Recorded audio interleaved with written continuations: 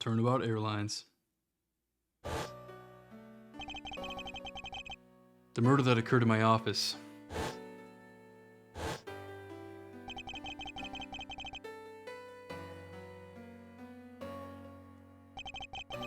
Thinking back, everything began on that fateful day 2 days ago. 2 days earlier. Okay. Whoa.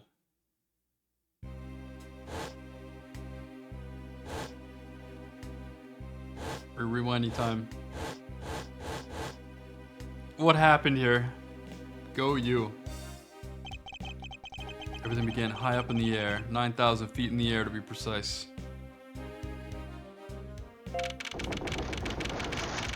Thank you for flying Go You Airlines. We're currently experiencing some slight turbulence. All passengers to please return to their seats and fasten their seatbelts.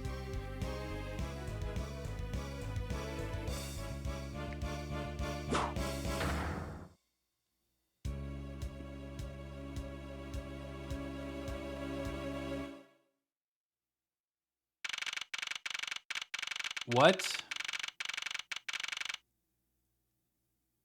What is that? Here lies Ugo Hughes? A giant, like, cryo elevator in a plane? What the heck? Why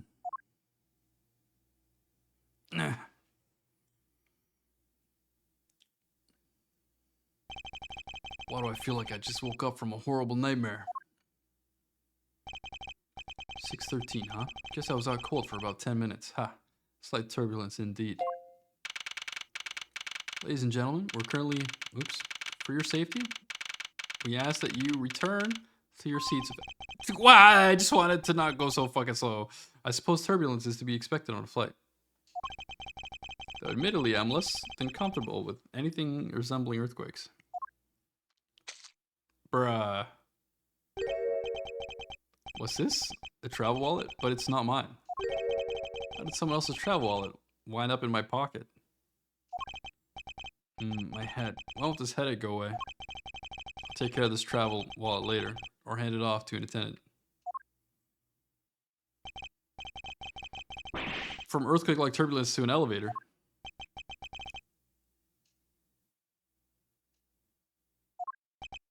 What am I doing hesitating like this? Actually, I know full well why I hesitate. It was when I was still but a young child. Oh, damn. I was caught up in a murder that happened in an elevator. But how long ago am I going to let my past haunt me? It's just an elevator. I'm a grown man now. I need to behave like one. Oh! What the?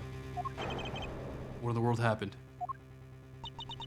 Is there something wrong, sir? I must ask that you please return to your seat. Yeah! He's dead! Please calm down. We mustn't jump to conclusions without all the facts. What's wrong? Did something happen? You murderer! What? No, you have it all wrong. It wasn't me.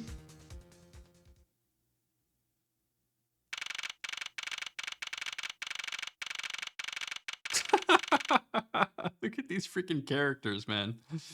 What the heck?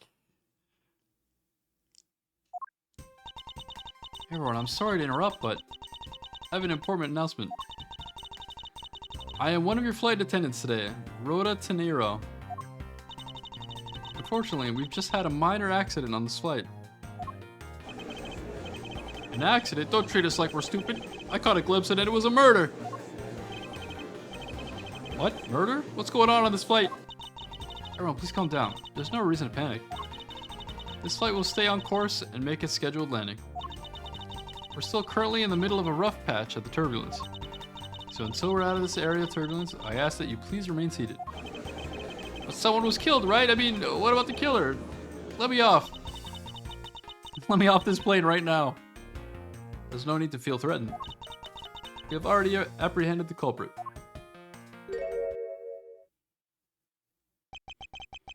I ask that everyone please remain calm. What the heck is he talking about? Why should we remain calm? My name is Miles Edgeworth. I'm a prosecutor, and I assure you I'm not the killer. Ha! Being a prosecutor doesn't make you incapable of murder, buddy.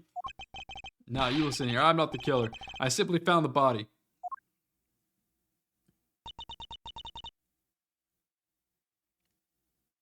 So you say whoever.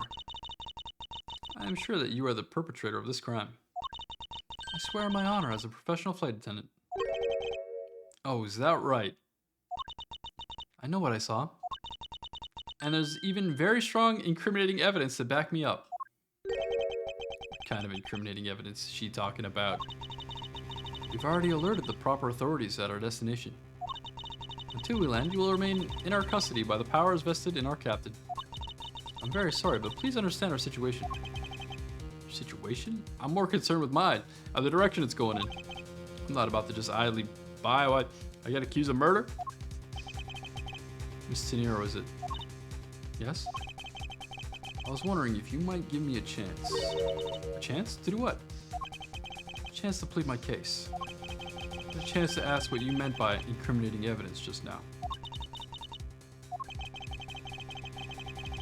To accuse a passenger of such a grave crime without allowing him to give a proper defense. Can the professional flight attendant inside of you really call this action righteous? You have a point? Very well. I'll listen to what you have to say. But be wary of what you reveal. I'm afraid you'll only look even more suspicious if your explanation fails to satisfy. I also do not have the time to deal with you all day, so please make it quick. Of course, as you wish. Good, very well then, let's get started. I know for a fact I didn't kill that man in the elevator. What I don't know is what sort of evidence she has up her sleeve. But I'm certain it doesn't fit with how the crime really occurred.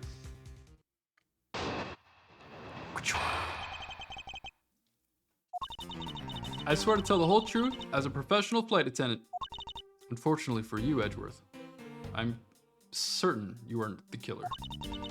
The scene I saw in front of the elevator, it was you standing there with fresh blood dripping off the murder weapon. So if you would please cooperate, we'll turn you over just as soon as we land. That's it? I don't think you could ask for a more perfect witness testimony. Wouldn't you agree, Edgeworth? Oh, really? It's hardly perfect when there's a gaping hole in it.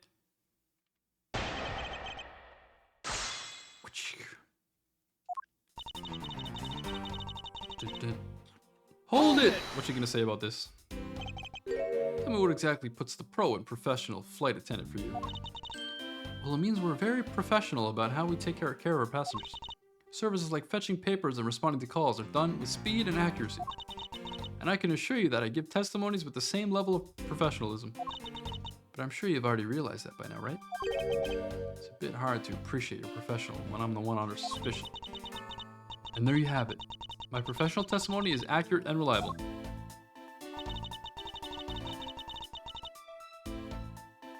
Hold it!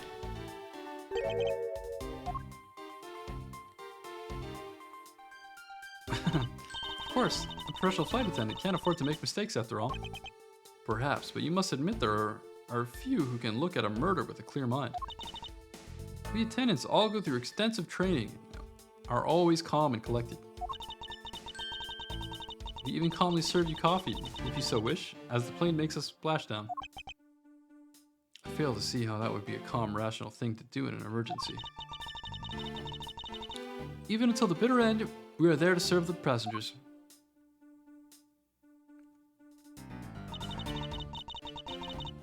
That is the duty of all professional flight attendants. You certainly are confident anyway. Shall we return to your testimony? Scene I saw in front of the elevator. Hold it! Yes, what did you see in front of the elevator? That's what I was just about to tell you, Mr. Edgeworth. Framed by the elevator doors and bathed in the light coming from within. Hold it! The murder weapon dripping with blood? Really now? I swear that was the grisly scene I saw before me. Thank goodness it wasn't a passenger who saw, or there'd be widespread panic by now. As I recall, you were quite panicked yourself at the time. Excuse me? You were scared enough to misread the situation and accuse me of murder. Nonsense. Professional flight attendants cannot afford to be that flustered. I witnessed the murder scene, and I'm now listening to your defense, all with a smile. Apparently you also lie with a smile on your face. So if you would please cooperate. Hold it! I'm not the culprit, and yet you would keep these restraints on me? Edgeworth, please try to understand what kind of situation you're in right now. And what exactly is my situation? I have the backing of the captain to keep you bound in this way. We are within our legal right to restrain anyone who might threaten our captain mid-flight. In essence, you're in the same situation as someone who has been arrested by the police. So I'm to restrain until I can clear up all of her doubts? At least I'm close. Her mistake shines like the silver lining on a dark rain cloud. I'm gonna capture some of that light with evidence.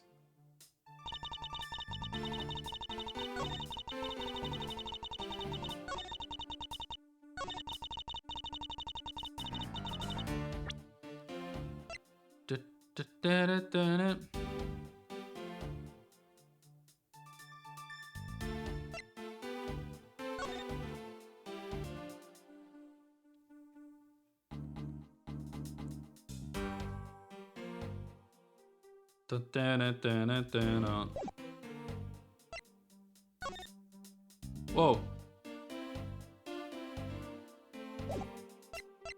Objection! Here's the murder weapon, lady. What's you yelling all of a sudden? Of course I have it. Well, it doesn't matter. Miss Tenero, you say you saw the murder weapon dripping with blood, is that correct? Yes, all that blood, drip, drip, drip. Just recalling that scene sends a chill down my spine. Sorry, but your so-called professional flight attendant training has failed you. What? I'd like to direct your attention to this. You know what this is? It's a travel wallet, right? But it looks like a little bit big and bulky. The thing you saw me holding when I discovered the dead body in the elevator was this very travel wallet, Miss De Niro. What? Impossible. Now then, do you still think I'm the killer? That I killed him with the travel wallet? But I saw blood dripping from the wallet. I know I did. As you can see, this wallet's clearly stained. But if you'd be so kind as to take a whiff. Take a whiff of this! I think you'd agree, it's only grape juice. Oh, can they not say wine or something? Ah, then, that's right, you mistook grape juice for blood. The murder weapon dripping with the blood does not, in fact, exist. No! There, that should clear up the pesky accusation. Wait just a sec. That is... I mean, even a wallet could be deadly if it was wrapped around something heavy. I demand that you show me what's inside, please. She's trembling, and the tracked on please at the end sounds like I've got her. There's no need to look inside. Even you could tell from the appearance that it's light. No, I can't be sure of anything until I see the contents of what the wallet is for herself. Miss Tenero, if you'd be so kind to open the wallet and check its contents for me. Alright, I usually don't pry into passengers' belongings, but we have no choice here.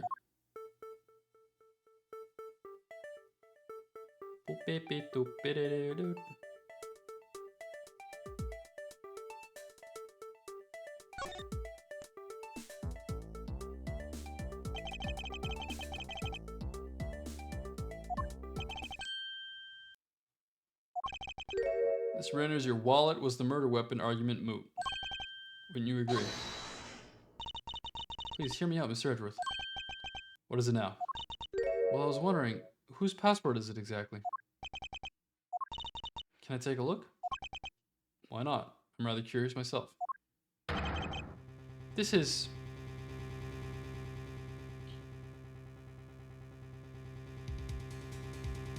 Ackby Hicks? Republic of Virginia? Just as I thought. This travel wallet belongs to Mr. Ackby Hicks, which makes it the victim's property. You stole the victim's wallet, didn't you?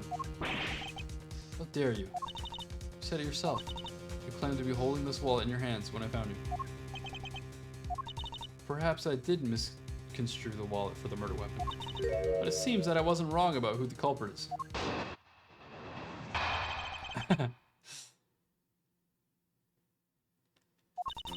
As you claimed, the murder weapon is not the travel wallet. However, it is something you stole from Mr. Hicks after you were done with the vile deed. Kinda hard to believe myself, but your motive was very simple. You were out to steal Mr. Hicks' money, weren't you? So even though I didn't have the murder weapon on me, you still suspect me, I see. You like her Rubik's Cube hair? You stood up at the crime scene with the victim's wallet in your hands. How can I turn a blind eye and not suspect you of foul play? Rebuttal.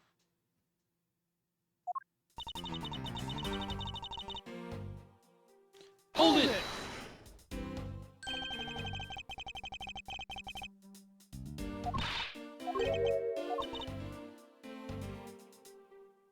Okay, yeah. Nothing there. Nothing there. Hold it! You think I stole it? Yes, I'm very sorry to say it, and I wouldn't usually be so rude, but it must be said. I never thought I'd see the day, but here I am calling a passenger a thief. Maybe I should put on a serious face and say it more directly. I believe you removed the wallet from the victim's personage. It really doesn't matter how you phrase it. What I'd like to know is why you think I stole Mr. Hicks' wallet.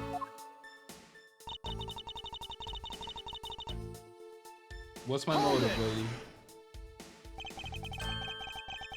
I don't think I have any sort of motive to speak of. I've never met Mr. Hicks before, and our only connection is this one flight. That is more than enough of a reason. How do you figure? He was sitting in first class, and I think the implication is quite clear. You were out to steal Mr. Hicks' money, weren't you? Hold it! Nah, there's money all over the floor, lady. Think I was after his money? Where did that cockamamie idea come from? Sure, you were also a passenger first class, but I thought something was off about you and those deeply etched lines on your forehead. They're not lines, they're perfectly normal and part of my natural face. I don't think I've met someone with such a terrible countenance on a flight before. And that's when it hit me. You had the face of someone with money trouble.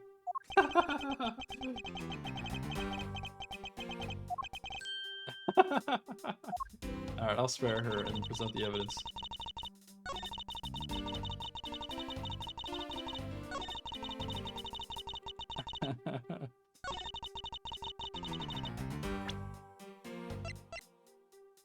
Hold it! I wonder if I might get a word in, Miss Tenero. What is it now? Miss Tenero, I wonder if you noticed the contradiction within your own testimony. What are you talking about? Simply impossible that the motive for this murder was monetary theft. One glance at the crime scene should tell you that. What about this scene? The proof that the motive for the murder was not the money. The money.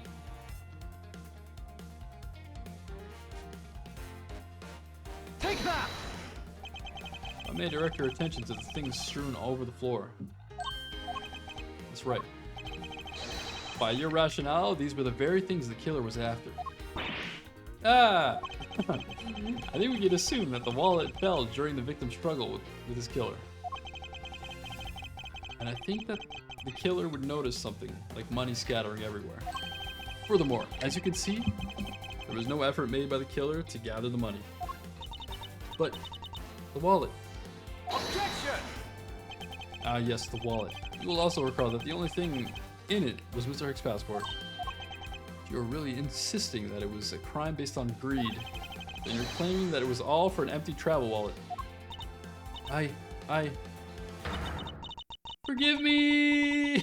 Please! Hey, what the heck? Are you saying the attendant's wrong? So this guy isn't the killer? Ah, don't believe it. Everyone, it's a trick. Will y'all please be quiet? Look at this guy on the right. Who the hell is that guy? What the heck? It was definitely this freaking Dr. Wily's cousin on the right. Yes?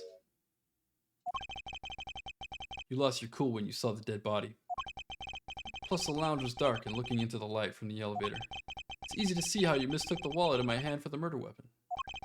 I take no offense that you thought I was a killer. Mr. Edgeworth. Thank you for releasing me. I knew it! It's this freaking guy! He's speaking in symbols, man. What do you think he's trying to say right now? Metroid, leaf, alien, push, bow, scissor, leaf.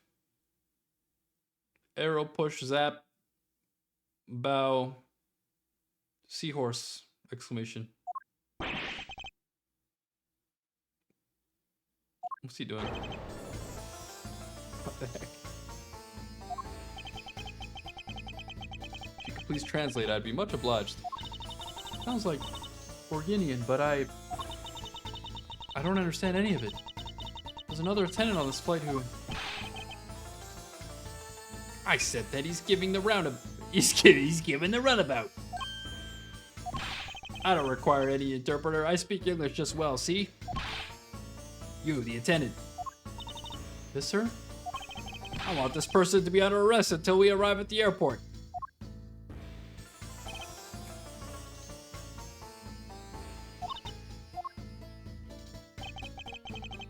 Sorry, sir, but what exactly are you hoping for? What is it you want? I'm finished talking to the likes of you. Please, I would like to hear why you would like me to be held under arrest until we land. You? How dare you try to waste my time? What the hell? This guy sounds like Marsha, though, on Twitter. You were the one who stuck your nose into my affairs. I wanted to spend even at least one more second with my precious art. I have no time for other things. I know what you are. I see you through. I see through you. Insolvent, yes. I'm pretty sure that's how you say it in English.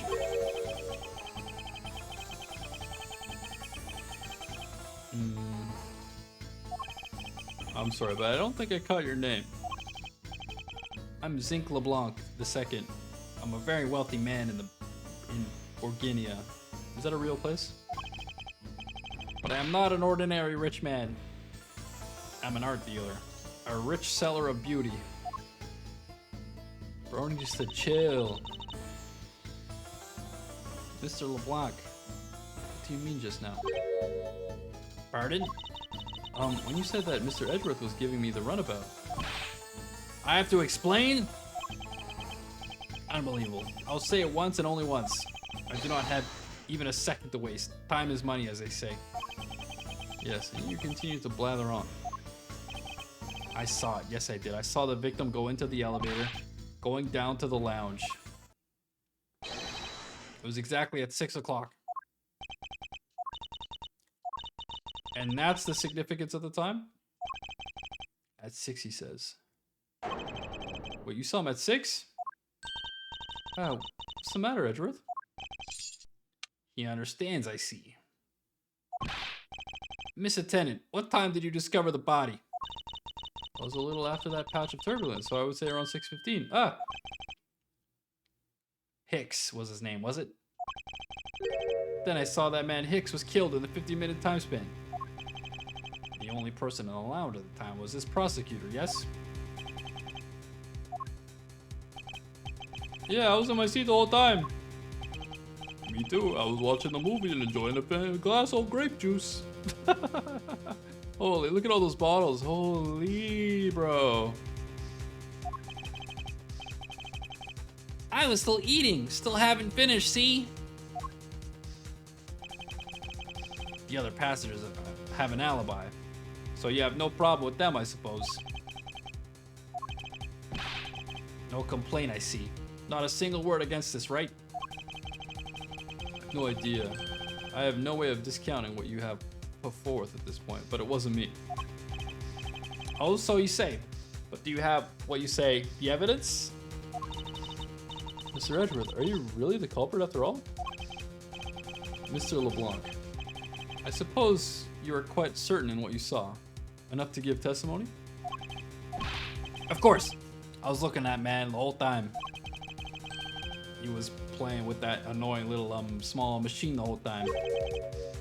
Machine? Yes, that's what you people call it in English, right? It's making me crazy with the click, click, click. I believe what Mr. Blanc is talking about is a cell phone. I have to say, what I did see him playing with it quite a bit myself. A simple cell phone, a laptop, or organizer I can see, but it's kind of low budget. I hate that noisy little machine in his hand. Not a fragment of beauty. All it produces is ugly sounds. No appreciation for the silence. I want Bob Dylan up on stage. Anyway, I know what I saw. Miss Tenero. Yes? I was wondering if I might be granted permission to examine the crime scene. What? You want to examine the crime scene? If you would grant me a little measure of time, I'm sure I could produce the real culprit.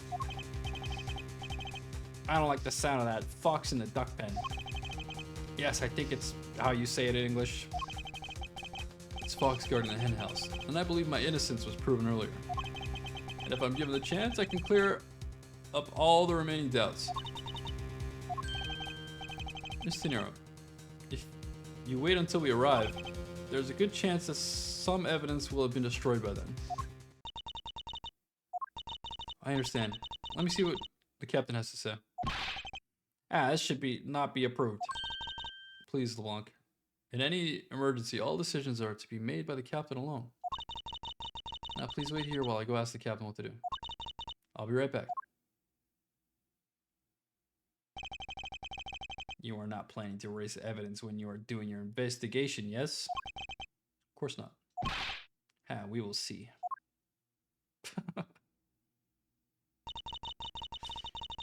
Mr. Edgeworth, you have the captain's permission to investigate the crime scene. What? Unbelievable! I'm in your debt, Miss Tenero. However, there's one condition. I'm to supervise it. Can you agree to that? Of course, I see no problem with that stipulation. It's only natural, as I'm still a suspect in this case. I take full responsibility and will watch Mr. Edgeworth every move. I hope this is reassurance enough that there will be no foul play. Now then, Mr. Edgeworth, shall we proceed? If you should need my help with anything, please feel free to use Y.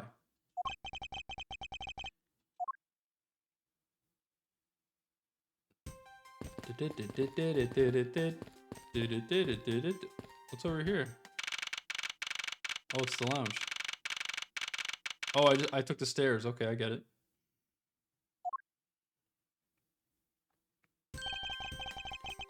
I want to thank you for your help back there, Miss Tenero. It was nothing. You should thank the captain for granting you permission.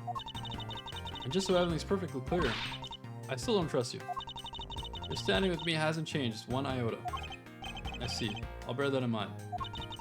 I received an order from the captain earlier. He wanted you to know that we reserve the right to stop your investigation if we feel you are not making progress. And when we do, he asked that you please return to your seat at that time.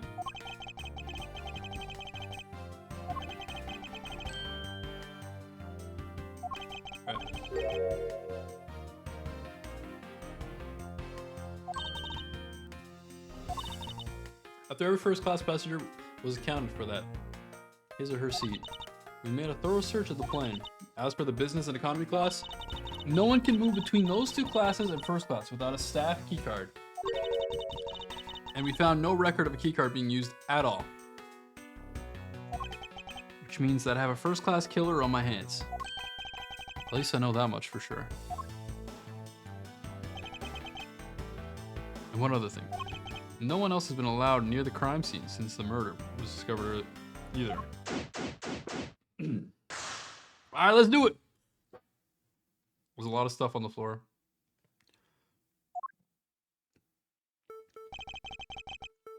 Let's get started. But where should we start from? Start with Mr. LeBlanc's statements. The crime occurred between 6 a.m. and 6:15 a.m. During that interval, the only person in the lounge was myself, which would make me the prime suspect. However, since I did not kill Mr. Hicks, it means that the killer was around somewhere.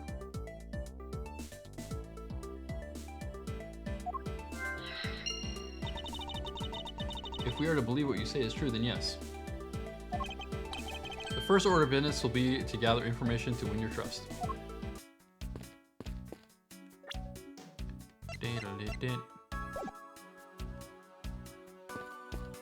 Did. Shutters. A bronze statue knows not when good drink has been spilled at its feet. This is a statue of our founder, Mr. Ugo Hughes, who was a big fan of grape juice. I'm sure he'd be thrilled. He knew so much grape juice was here at his feet.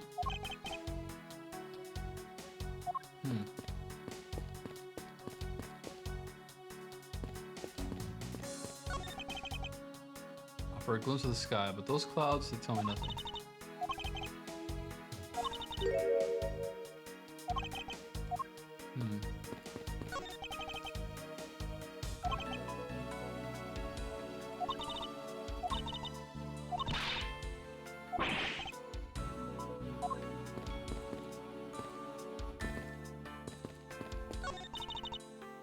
Grand piano. Oh, it's got a CD drive in it.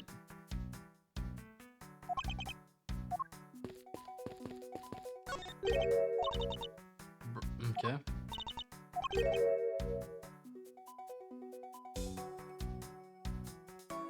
looks the same.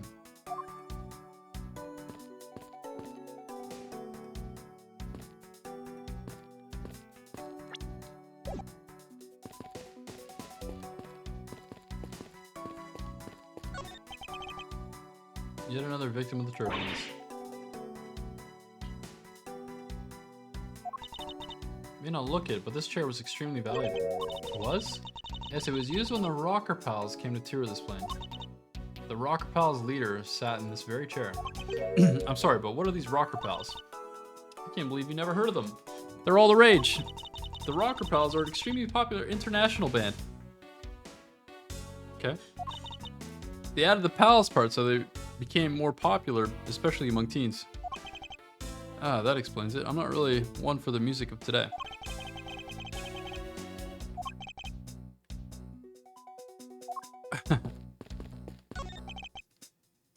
Okay.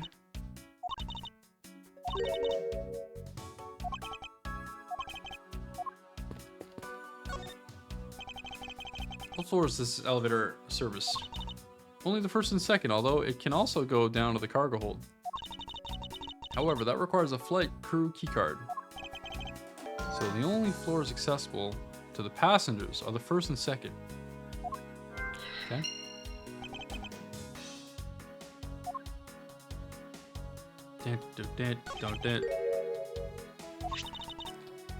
It's a piggy bank of the company mascot Captain Ugo.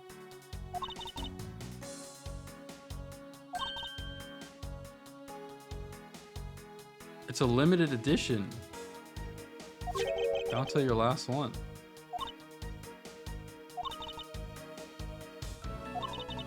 The shutters are blocking the door to the shop. Interesting. Check out these cards.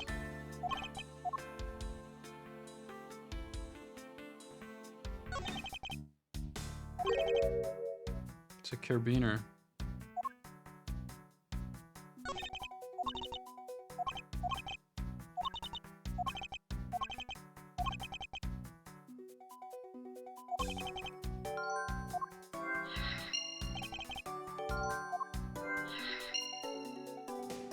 Okay, broken glasses. Let's put some evidence together here.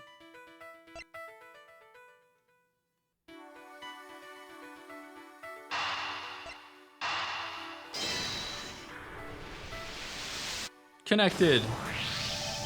Statue with blood on it lying next to the body of a man who was beaten to death. I think I figured something out.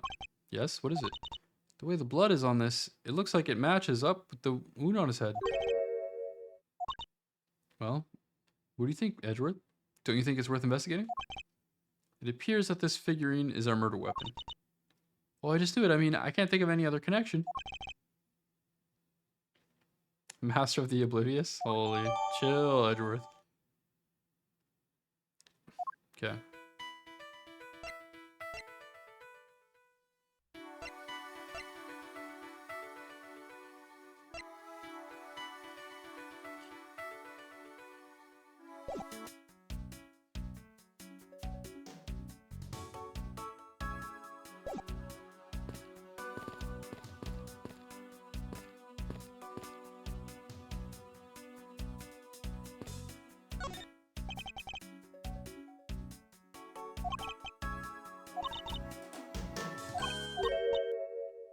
Oh, some very important evidence.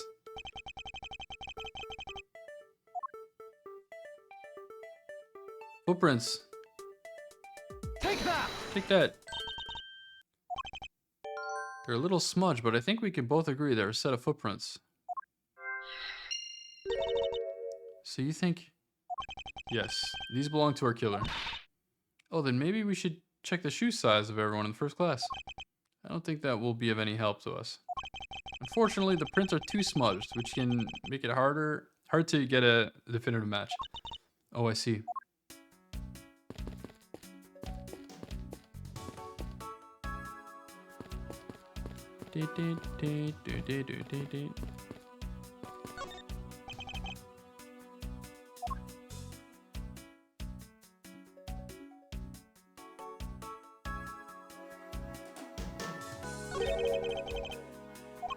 It's on the pocket.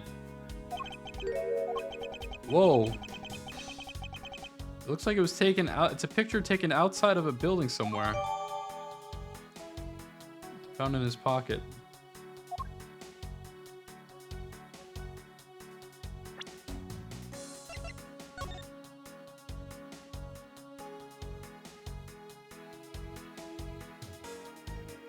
He's missing his phone thing.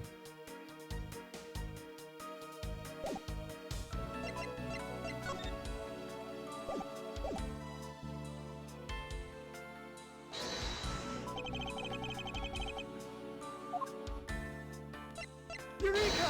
Eureka! Mr. Hicks' machine is nowhere to be found. His machine? His cell phone, Mr. Nero. Ah, so I guess because it's not here. Yes, I think we can safely deduce that the killer took it.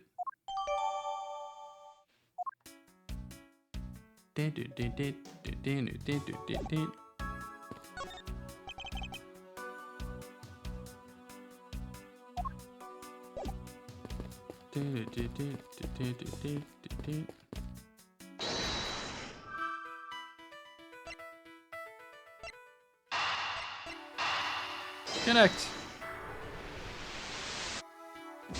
Nope. I lose HP?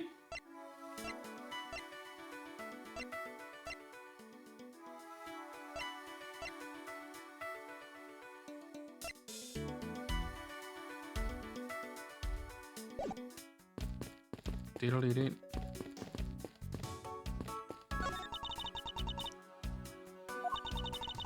Please understand that it's off limits to unauthorized personnel.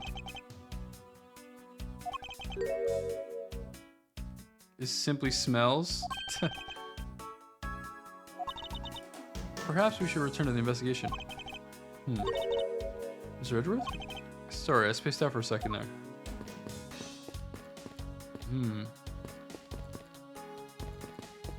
Why do you space out? Why are you spacing out, bro?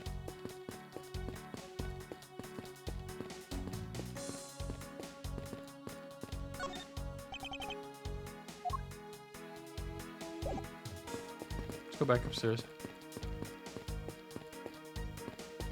I cannot go back upstairs. Are you in need of assistance?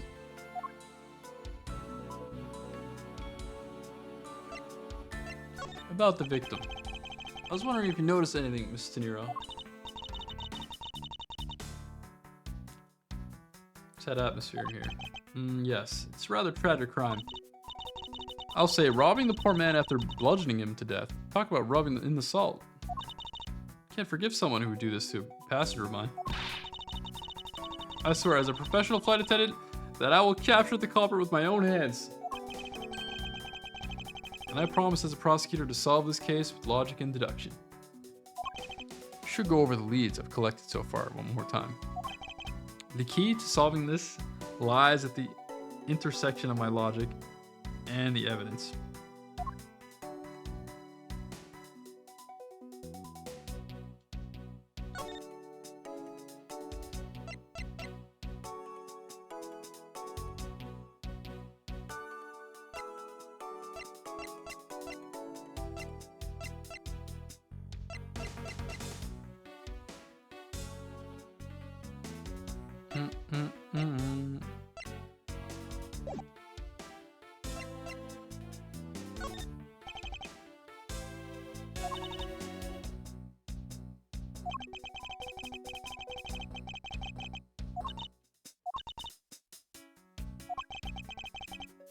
Hmm.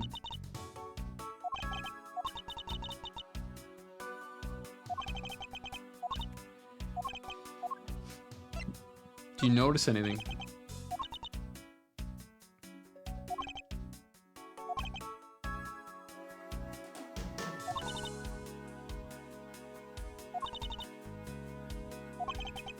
Let's go find them together. She's like having fun. There's like a bucket and a ice tongs. I can't really look at it though.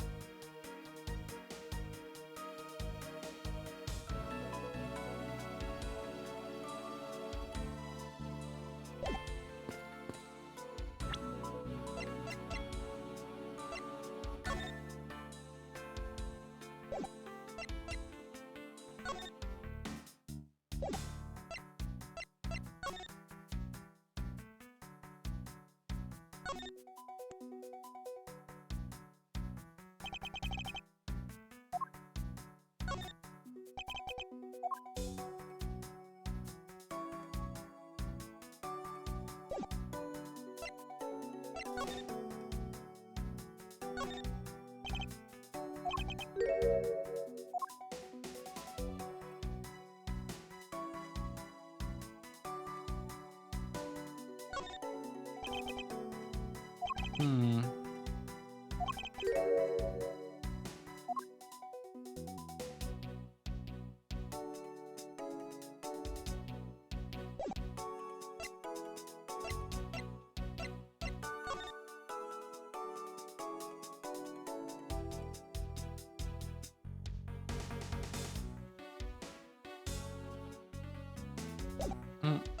Mm.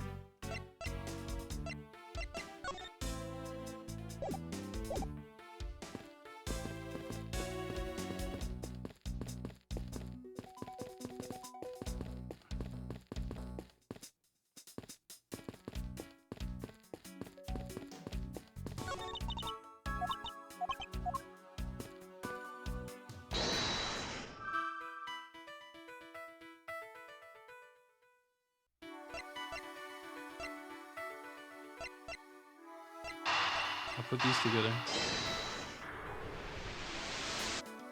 No, did I already try this before?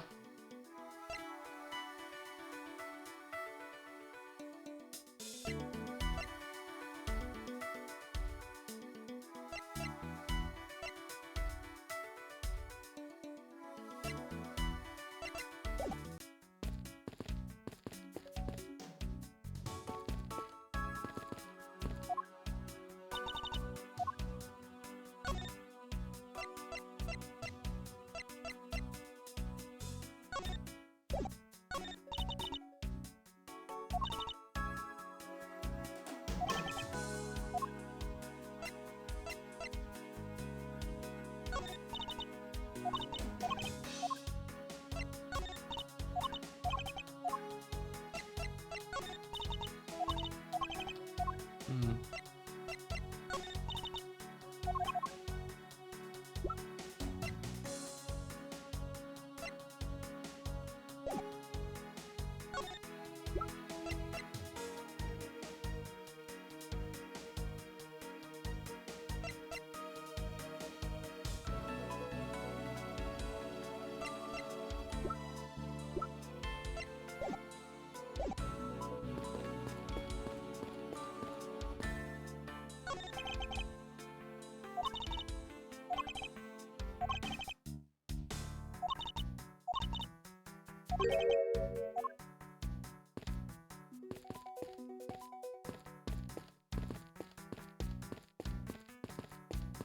Hmm.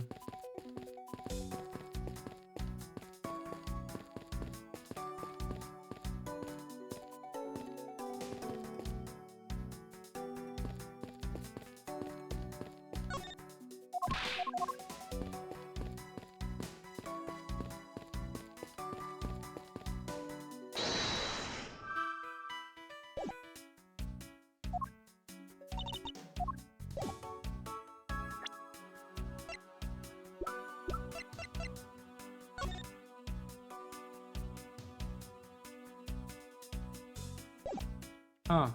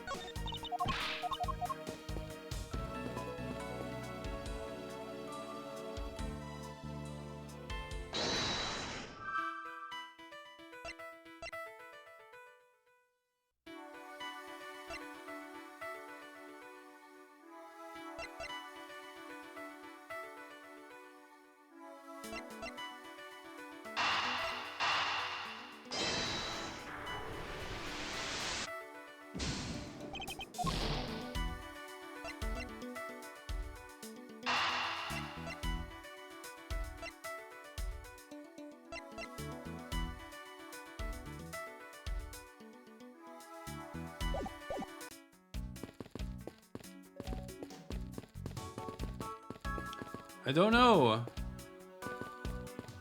It's like, it feels like I exhausted everything.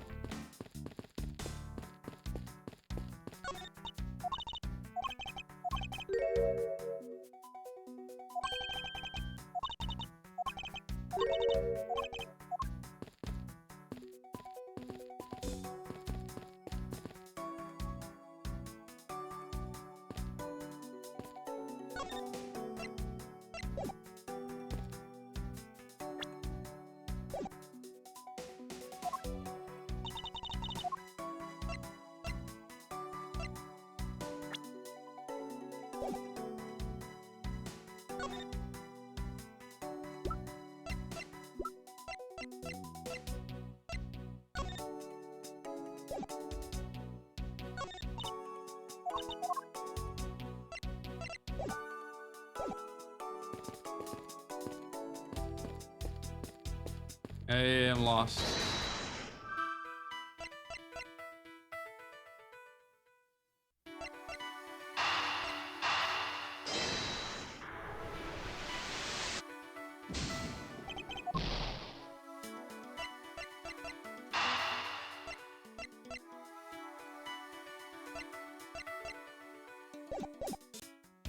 I'm lost. I don't know. I don't know.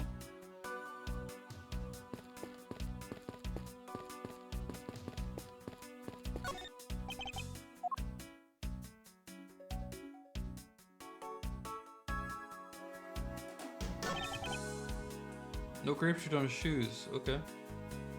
No grape shoes.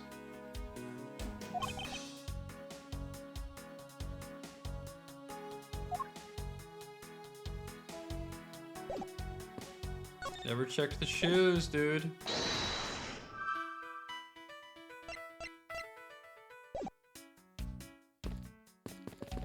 Oh, now it's showing a check mark too. That's handy.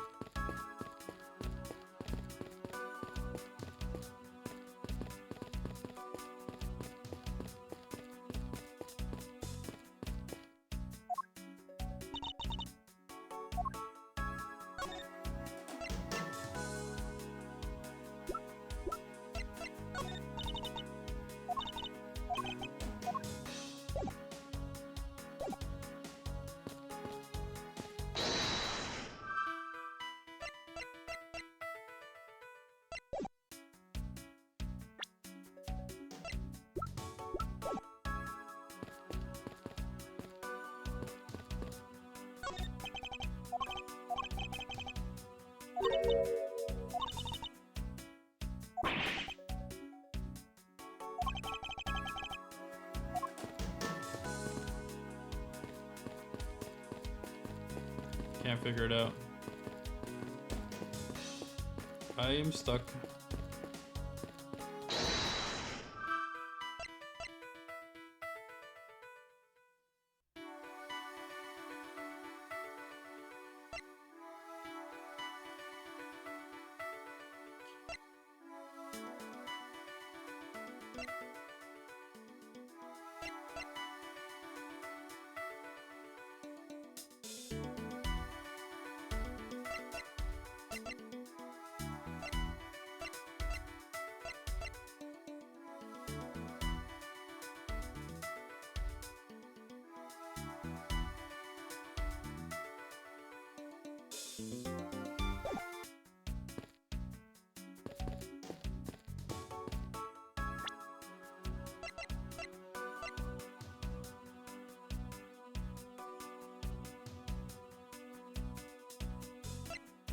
I don't know.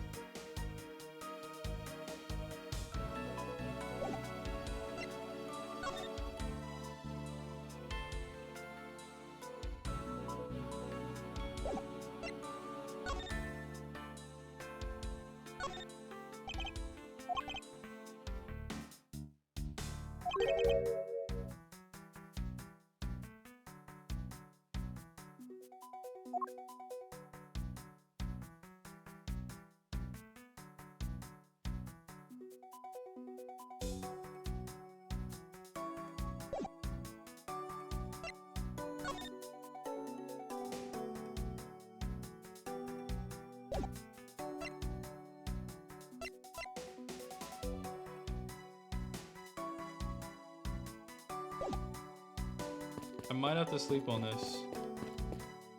I don't know. I looked at everything. I feel like I've done everything. I feel like I've done everything that the game allows you to do.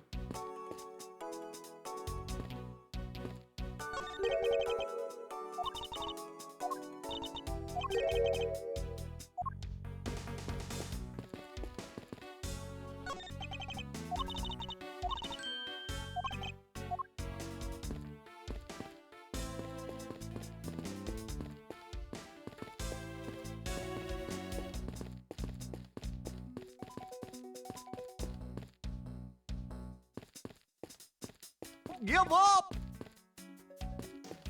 Yeah, I want to give up.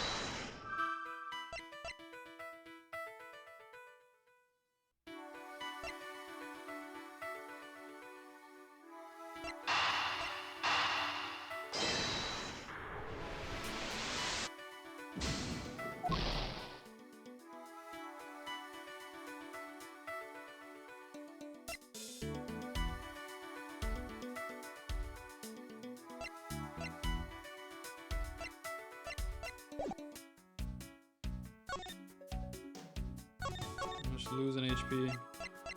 I have no idea. I'm stuck for the first time. I feel like I've just done everything. I've literally brute forced every option.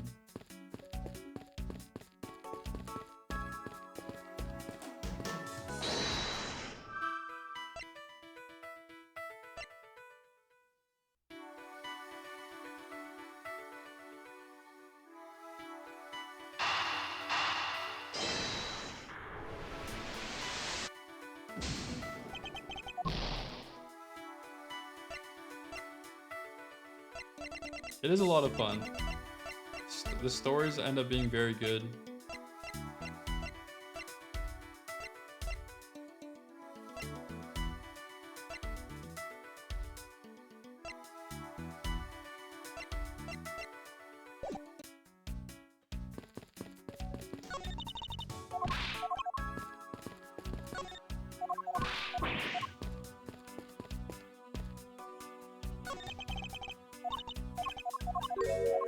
Although I'm stuck right now, which does happen time to time.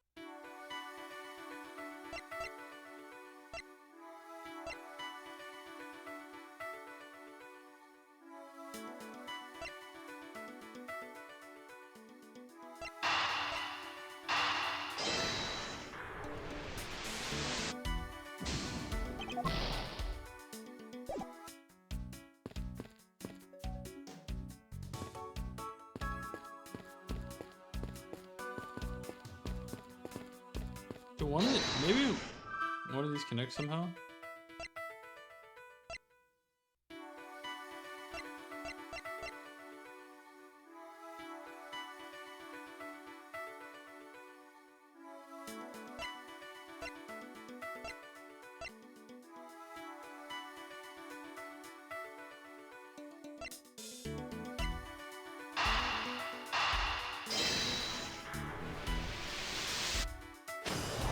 Okay.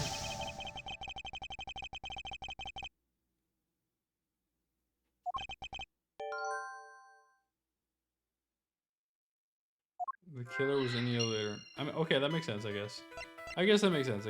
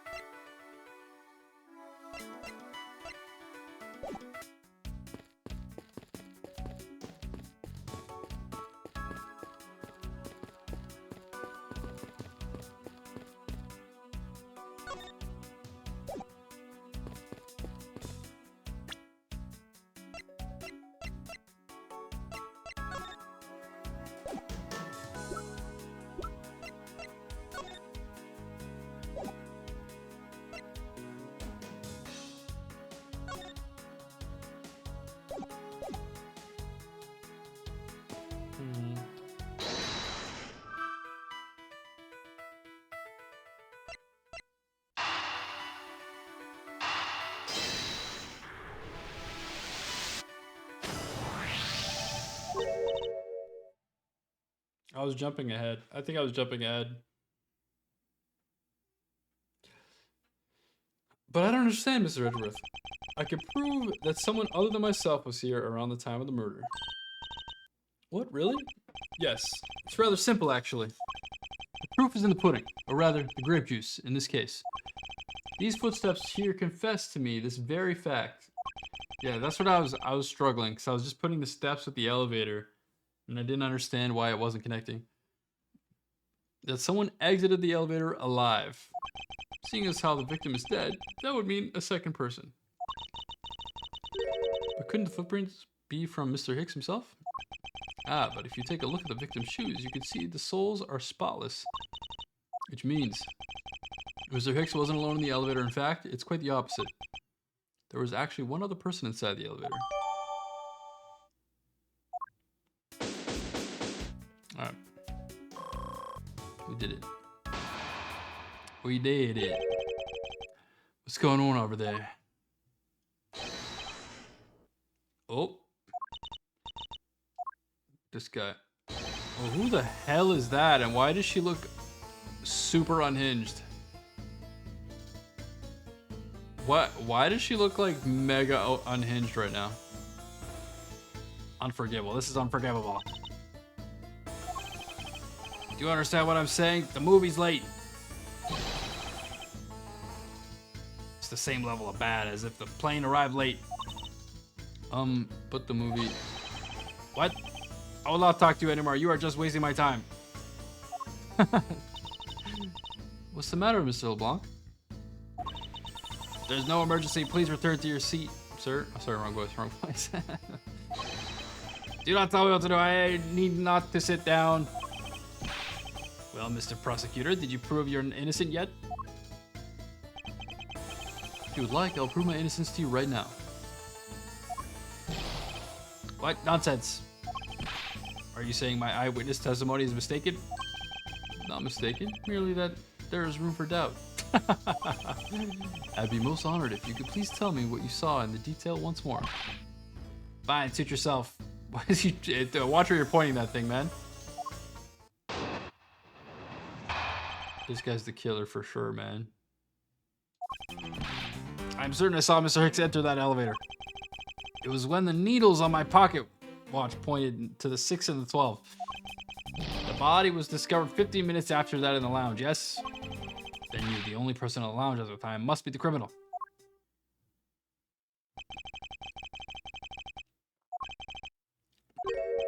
So my eyewitness testimony, if you think you can destroy it, then come, let me see.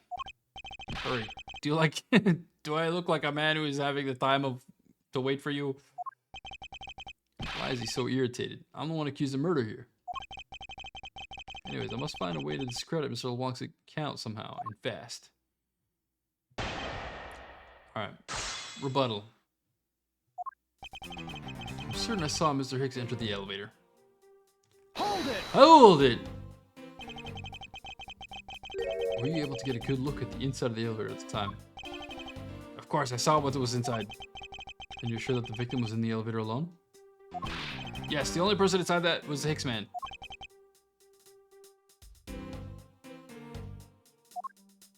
Okay. Hold it! Hold it!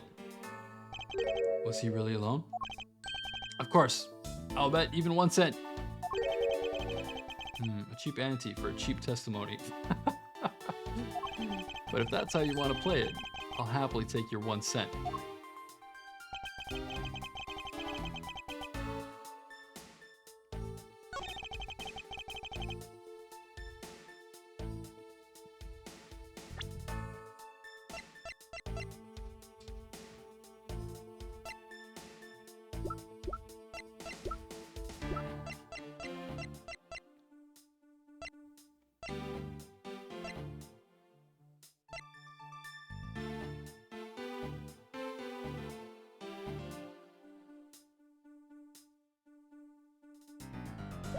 Let's just present the rest, or press the rest. Hold it! I assume the pocket watch in this case is the one you keep checking, is that correct? Oh, you notice it's a very expensive antique, I will have you know. The feeling is wonderful when I fully wind it up by hand. It does look very well designed and quite classy. I will have to charge you if you want to touch it. It's quite alright. Let's continue with your testimony. What a cheap man you are. Now return the time you wasted back to me. And if we must, I saw Mr. Hicks enter the elevator at 6 o'clock. This guy's crazy, man.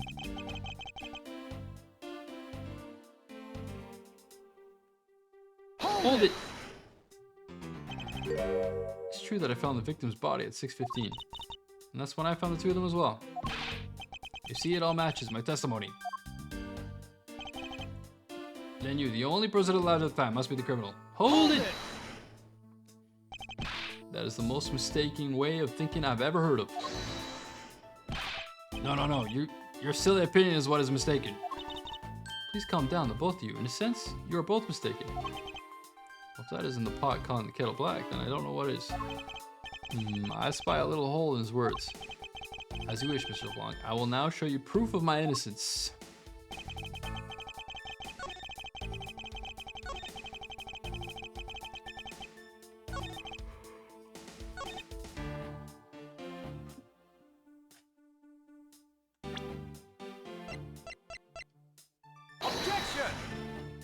Mr. LeBlanc, could you please take a look at this piece for me? In American dollars, I say it worth around $9.99. What are you talking about? What are you talking about? Oh no. Dang it.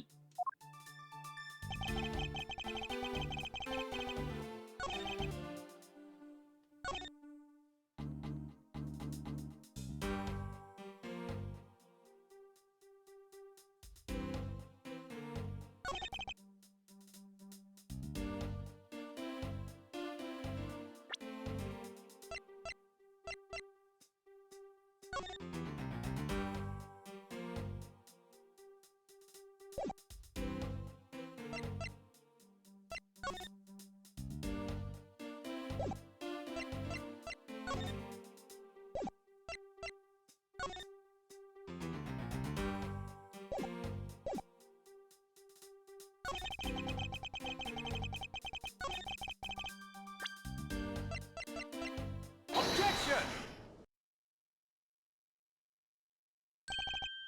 Mr. LeBlanc.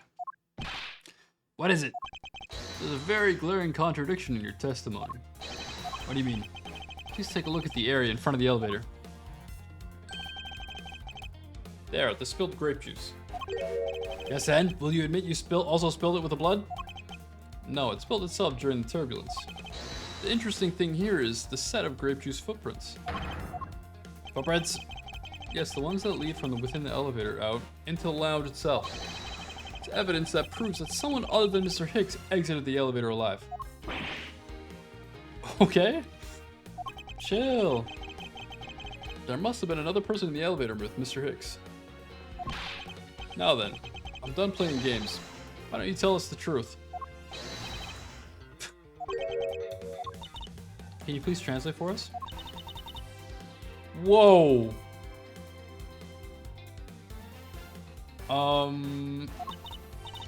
No way, that's totally impossible. I guess is what he said.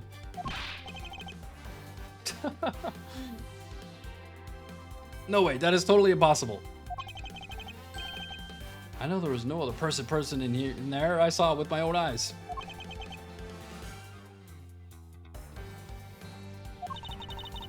If you want to know what I think, Mr. Edgeworth, I don't think Mr. LeBlanc is lying to us.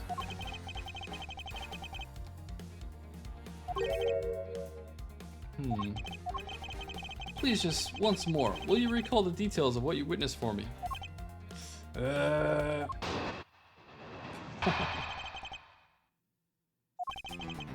was very upset when Mr. Hicks passed by my seat. I was always checking the time over and over again. I happened to follow that man with my eyes when he passed me. I saw clearly into the elevator he was entering. But I swear there were no one else inside. No one. Mr. LeBlanc, if you would please calm down. What? Dare you to have an issue with my eyewitness testimony? No, please forget I said anything. Yet again, he doesn't appear to be lying. But I can't let this testimony stand as the truth. Whoosh.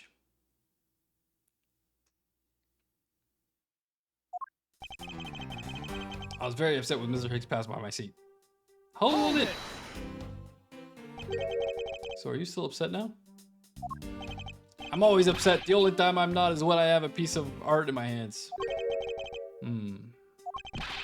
But I was even more upset when Mr. Hicks walked by me. Hold it! Why were you so attentive to the time? Because something unforgivable was happening. Come to think of it, you were yelling about something unforgivable earlier. I was giving a complaint to the attendant about the movie starting time. Turn back to me my time. In money. You understand the point? Movie? You talking about the in-flight one that's mentioned in the magazine? A summary of the plot and start time. Interesting. 6 o'clock. You're supposed to show License to Love, Laugh, Maim, and Murder. I cannot see that movie in my country. You can only see it in international flights. I look forward greatly to that movie. I check my pocket watch whenever possible so I would not miss it. I even set my pocket watch the destination time when I came on board. So my watch is not wrong. It matched the schedule. But the movie was still late, very, very late. Hold it! Your pocket watch. I'd like to ask you a little more about it, if that's all right. The movie I wanted to see was not start, so I checked my pocket watch many times.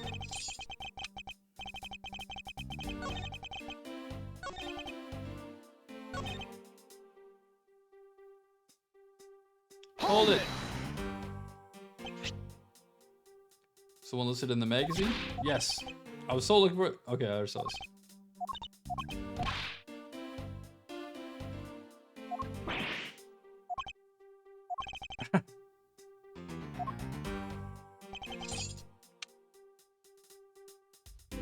Hold it! You're sure about what you just testified, Mr. LeBlanc? Yes, of course, I'm very busy, man. I'm immediately busy when I land. I have many places to go and no time to waste adjusting my pocket watch. I see. That was a very valuable statement you just made. Flatter me all you want, but you will not get 1 cent out of me. That's alright. All I require is the piece of testimony. I happened to follow that man with my eyes when he passed me. Hold it! Hold it! Since you only happened to see him, it's possible that you missed something in that glance. Even if I only happened, I did not miss a thing. And how can you be so sure? Just because! I would appreciate it if you didn't take my life so lightly with a simple just because. Well, that I was only making a joke. I saw Mr. Hicks, alright? Hold it! Is it possible that someone was hiding inside? What? You dare tell me I have belief in my eyesight? When I look for art to sell, I am told often I have great sight for the arts. But isn't it possible someone just outside of your line of sight? You are persistent, I tell you, I looked clearly. But I swear there was no one else. Hold it! What's up, Matt? Why do you insist that you were absolutely not mistaken? Because when I say I'm not wrong, I'm not wrong. Mr. LeBlanc, if I may, I think beyond misconceptions and mistakes lies the truth. I honestly don't think Mr. LeBlanc is lying.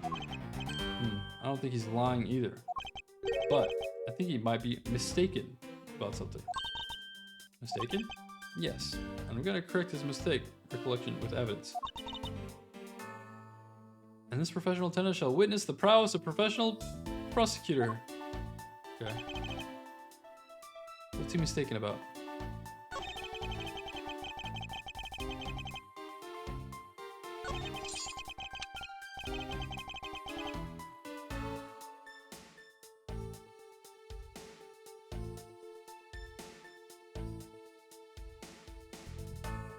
Set to the destination's time?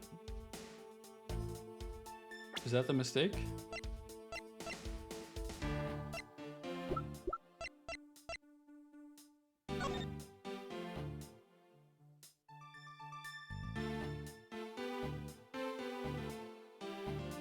Correspond to departure time. Oh my god, it's so obvious. I'm stupid. Here we go. Objection! Objection.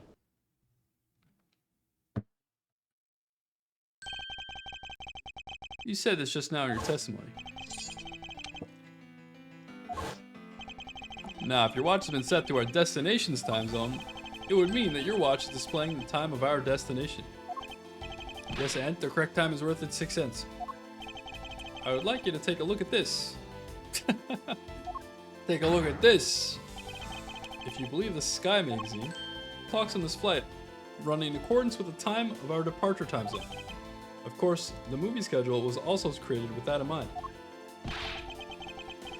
Miss Tenero, for confirmation's sake, what time zone is this flight aligned to right now?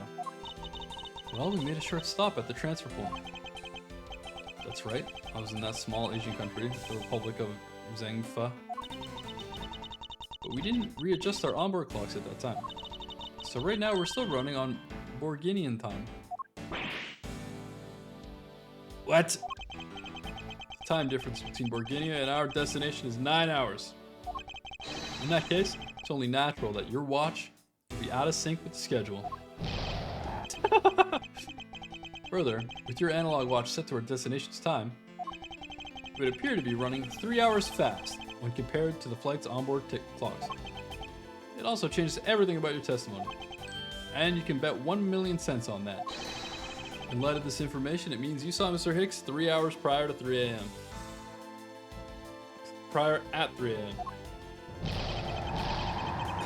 What the heck, man? What? 1,000,000 cents! So this basically widens the time frame for the time of death, right? Yes, because Mr. LeBlanc saw the victim enter the elevator at 3 a.m. What's happening with this lady on the left, man? It means that the time of death could be anywhere from 3 to 6:15 a.m. The question now is, where was Mr. Hicks during that span of time, and what was he doing? I've got something to say. And you are? Yeah, oh, I'm Cammy Meal. Cammy Meal? I'm a flight attendant. And what is it you wish to say? Why the clown music, man? Well, I think your story is a little different from how I remember it. What do you mean, Cammy? I saw Mr. Hicks sitting in his seat at 5 a.m., you know? What? How can you be so sure of the time? Oh, that's right. He pushed his call button while we were parked at the transfer point. At the stop we made for refueling and cargo transfer in Zhengfa, correct? Yes, it was from 4 to 5 a.m. according to our clocks. And during that time, did any of the passengers leave or did any new ones board this flight? No. Not a single person got off or on in Zhengfa. What about the flight crew? Oh, is she like drunk or something? What is that smile? The few who were handling the cargo transfer might have temporarily gotten on or off. But eventually, everyone including Cammy and myself came back on the plane.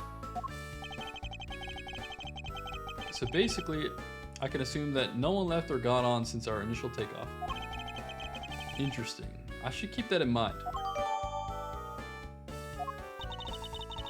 Yeah, and I answered this call. I can tell you, Mr. Acme Hicks was there in his seat when he took off again at 5 a.m. Okay. Alright, then puts the time of the murder between 5 and 6:15 a.m. Okay, now what time do you come down to the lounge, Mr. Edward? I remember coming down here almost as soon as we left the Republic of Zhengfa. Ah! You were here the whole time for 5, yes? And you were the only one who could be the killer. Mr. Edgeworth, were you really here in this lounge the entire time from 5 a.m. onwards? Fortunately, yes. But then, how do we explain the footprints? It's not that obvious. This man waited for Mr. Hicks here in this lounge, waited to kill him. And then he put the corpse into the elevator. That is when the turbulence happened. My eyewitness testimony may have been mistaken, but what time I saw Mr. Hicks enter the elevator, the second floor, does not matter. Because the entire incident, including here, in this lounge, everything happened in this lounge. Is that what you really believe, Mr. LeBlanc? What? Do you have any other idea? I simply feel that there is something out of place in the scenario you presented.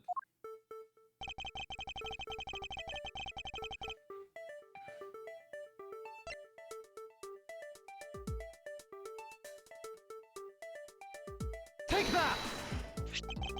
The murder weapon. This little piggy bank is sold at the in-flight shop. It is sold there, and only there, and is not displayed here in this lounge. How then did it find its way here?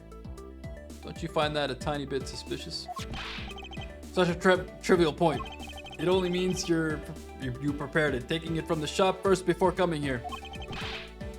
It doesn't prove you are innocent at all.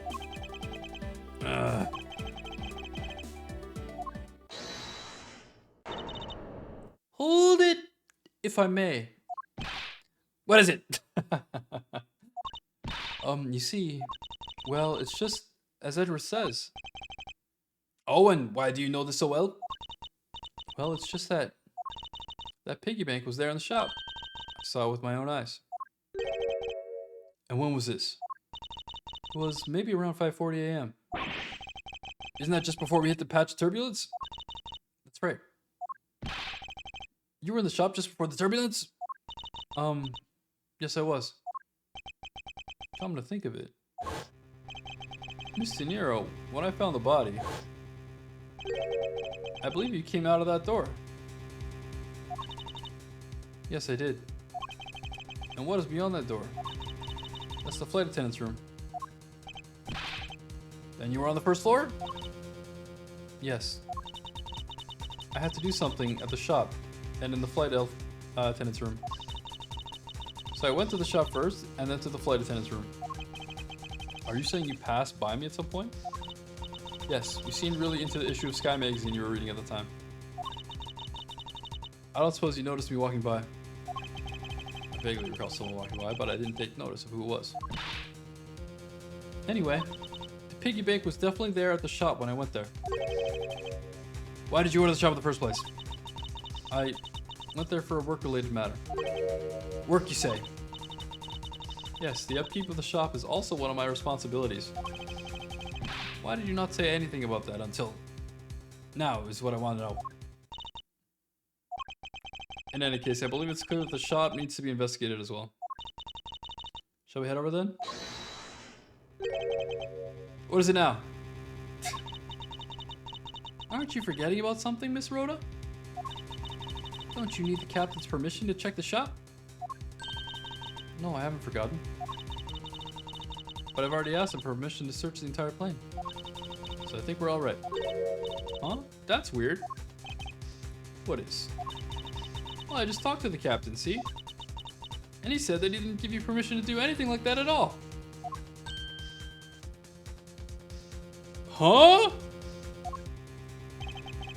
What is the meaning of this, Miss De Niro? It means she's lying. Go on, admit that you are. You said you had permission to search all over, but you don't. And yet, here you are. You, flight attendant, what are you trying to do? Pull the sheep over us? The captain's calling for you, Miss Rhoda. Oh, but don't worry. I already got permission to search the shop from the captain. See, unlike you, I do things the right way. Miss De Niro, why would you do such a thing? Please excuse me. What is going on? Looks like I get to be in charge now. Please go back to your seat, Mr. LeBlanc. Now then, Edgeworth. If you would follow me, I'll be your guide from now on. There's something about Miss De Niro that has piqued my curiosity. But right now, investigating the in-flight shop is my top priority.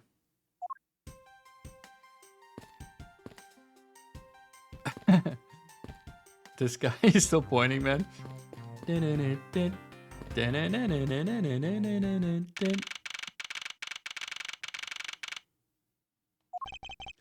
So this is the in-flight shop. It's quite a mess in here. You think? Guess I'll have to clean things up then. Tee-hee. Hold on! You can't clean up a potential crime scene? Why is she looking at the camera? Oh my... What is her outfit, man? Holy... Thank goodness, I hate cleaning so much. I mustn't rush things here. I must remain cool and calm and collected. Because this piggy bank was left at the crime scene. There's a very good chance that the killer had paid this this place a visit. Chit chit chit chit.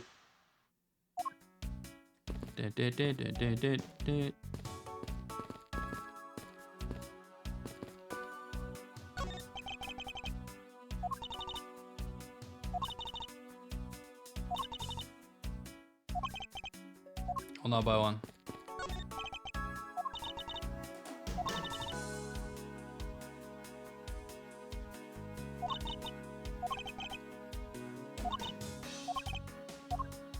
Oh, okay. See that? Just look at all the Captain Ugo heads painted on there. Cute company mascot, isn't he? They're painted on with a lot of care. Doesn't he look like he's about to jump out at you? It's certainly making something jump inside my stomach. Huh? Well, I guess there's no fooling your refined tastes. You look like you really wanted to get one. And I thought I was gonna finally make my first sale. But you saw right through it. Glad that's done though. Never make me try to give you a sales pitch ever again, okay? But I never showed any interest in to begin with. Teehee, it really is pretty horrible, isn't it? You wanna know something? This suitcase was designed by Miss Rhoda. Oh? Miss Tenero designed this? Yeah, it was a company-wide contest. Well, it does have a very sharp design sense. Haha, sharp? Like stinky sharp cheddar, maybe? I really have no idea why the bigwigs decided to go with it. It's so bleh. Miss Tenero designed this, did she? It's definitely not what I would have expected.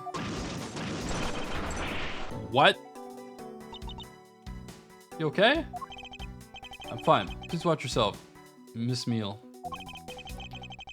Letting a suitcase freely roll around has got to be a safety violation.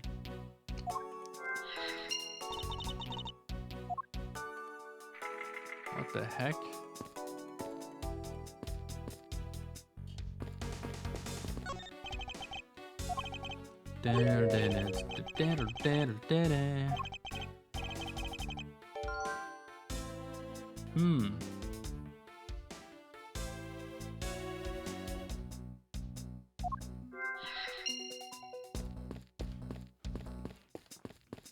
It's another bear thing.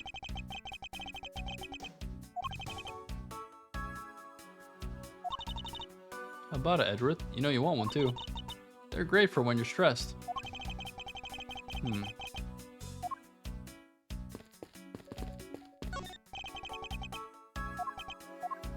Stop trying to sell me stuff.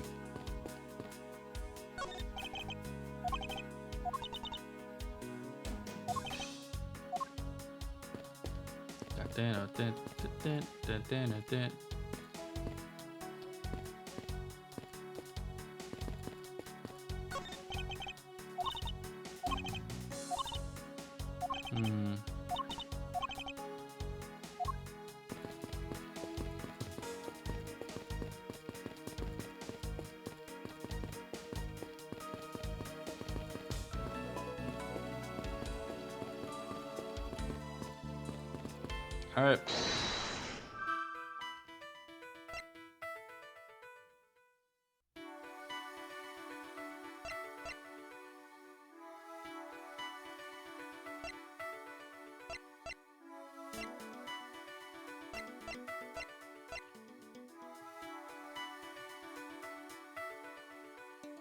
Tiny Captain's hat. Where have I seen that?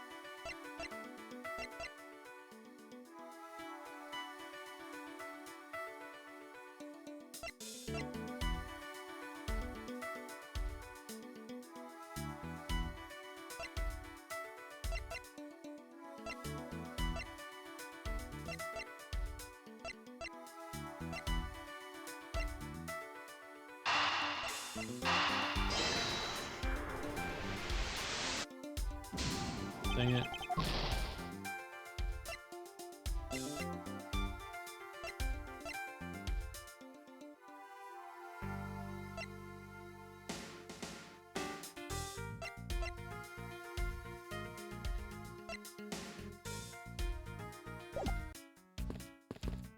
How am I supposed to connect any of those things?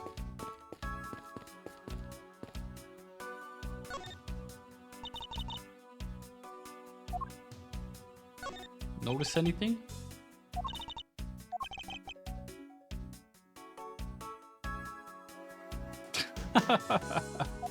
Just falling asleep. How'd you get me permission?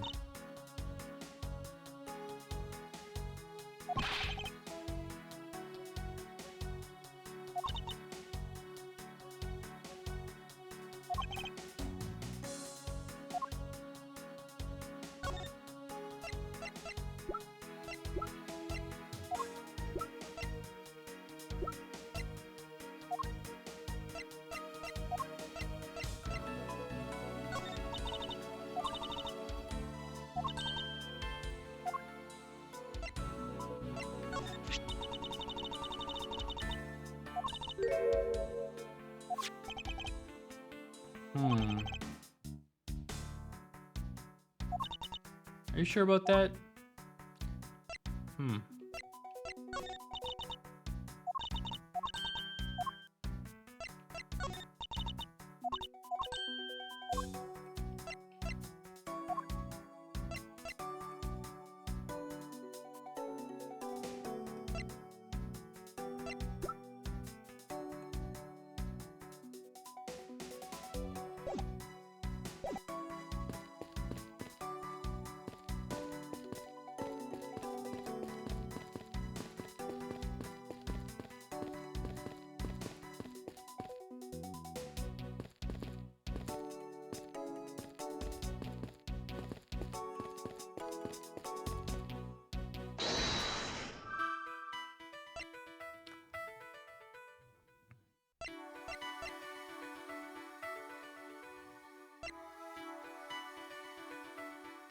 Tiny captain's hat.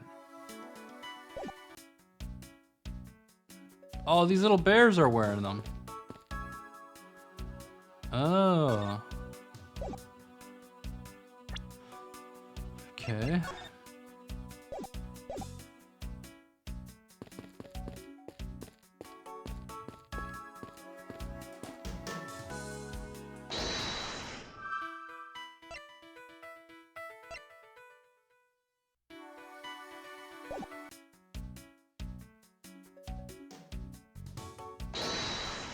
Oh, it's the same as the statue. I didn't realize it was the same hat.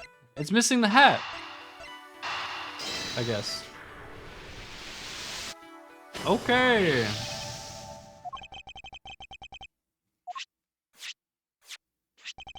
I believe this piggy bank was forcibly removed. Does this mean that the killer broke the glass to get it? Really? Don't tell me you don't know what things go where in the shop. Well, I don't. Miss Rhoda's in charge of this place. So come on, how should I know anything?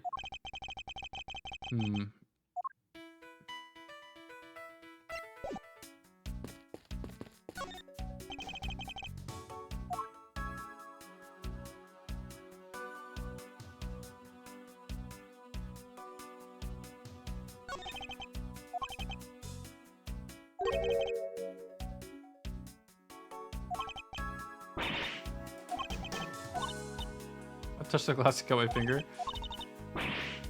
What the hell are you doing, Cammy Meal? She slices her finger open.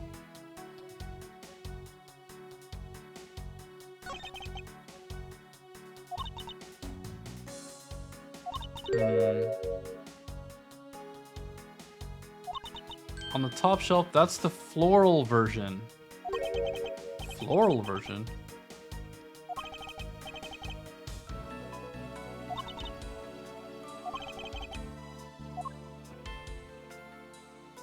That's a swan.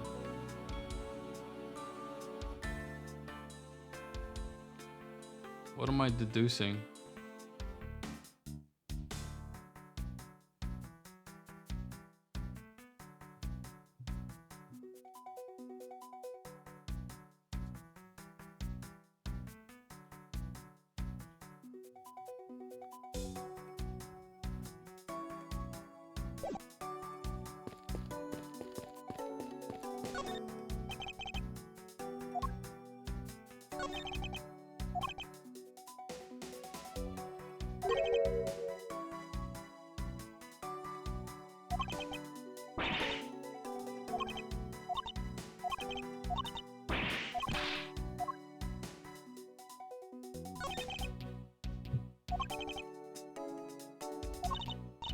May I ask about this lock?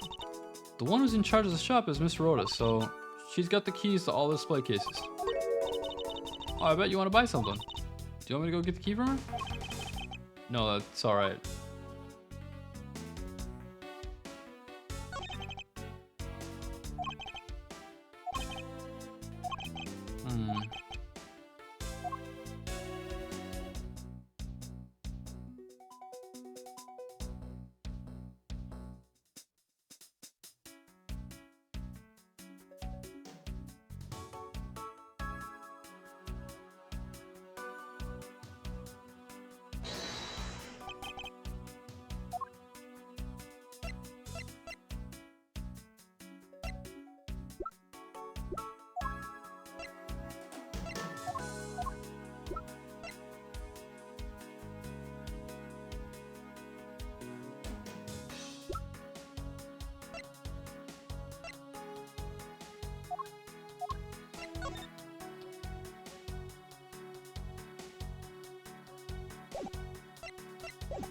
Maybe I'm overthinking this. Eureka!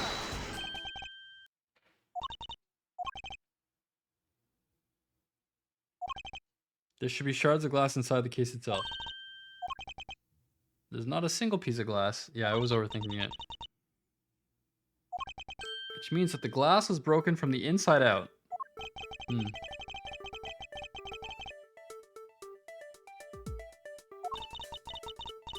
Yeah, that's for sure. There's so much glass all over the floor. I'm willing to bet that this hat was knocked off its head at the time, too. Eh? That's nice. Which leads me to believe that the killer took the Captain Ugo Bank from here after the turbulence. Captain Ugo's piggy bank data... Okay, hold on. Take your power ups in your own time, Miss Meal. And listen when I'm talking. Wow. The murder occurred before the turbulence, which rules this piggy bank out as the murder weapon. So you mean the bank's not the real murder weapon? It's a fake? Yes, at this point that is a very real possibility. But then what if when the killer went to take Captain Ugo, they broke the glass by accident? The display case is locked, so that's highly unlikely. Yeah, but there's one person who could have... Oh, and who would that be? Miss Rhoda, of course. I mean, she's the one in charge of this place, so she has the keys to everything. Miss Rhoda Tenero, huh?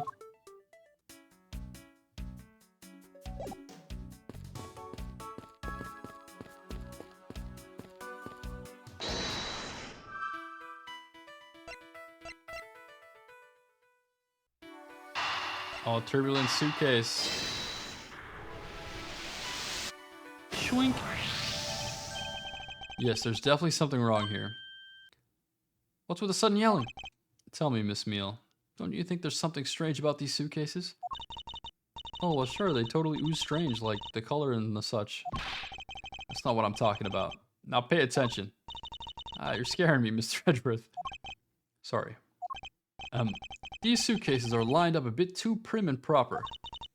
Yeah, they look a bit uptight, don't they? But I guess they take after their creator, hee hee. Again, that's not what I meant, Miss Meal. Don't you find it unusual that these cases are the only things undisturbed by the turbulence? Never mind. I'd sooner find an answer of inspecting these suitcases myself. Upon closer inspection, they really are quite hideous. Tee. I wonder how Miss Rhoda would have reacted if she'd heard what you just said. What's wrong? She makes a good point. It'd be wise of me to watch what I say out loud. What's this? I spotted something that's not quite right. What is so unusual about this suitcase? The wheel is different color. Take that! Something very peculiar about these wheels. Huh? As in, there are no stoppers in place on these. Without stoppers, one would think that the turbulence would have sent it flying. And so it's very likely that the suitcase was placed here after we hit that turbulence. Let's take a closer look at it, shall we?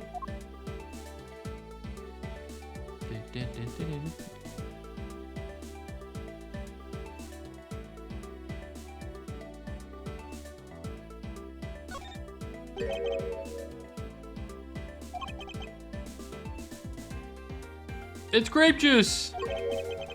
Why there'd be grape juice on the wheel of a suitcase? Is the suitcase the murder weapon?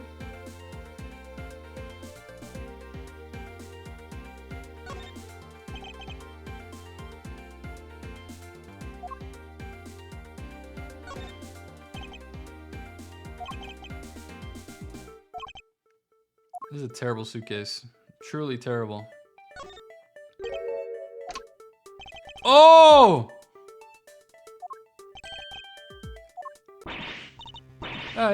It's blood. It appears that this suitcase is very strongly tied to our murder after all. Oh yeah, rejuice me. So explain this to me. What does this suitcase have to do with the murder?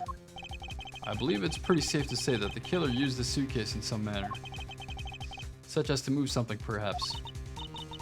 But aren't you just talking about the cloth then? That alone is too small. A larger item would be needed to move what I'm thinking of. The thing I believe the killer used the suitcase to transport is...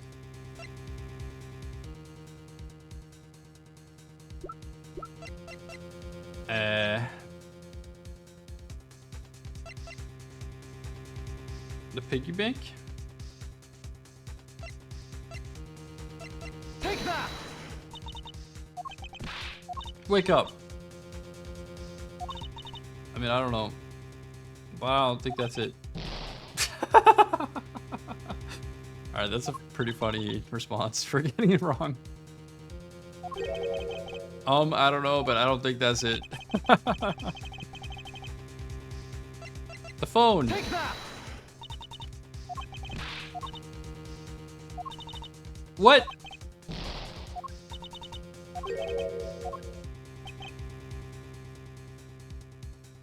The body? The whole body. Could be. Take that! Something that would fit inside a suitcase that is also covered in blood. Sounds like a dead body, doesn't it?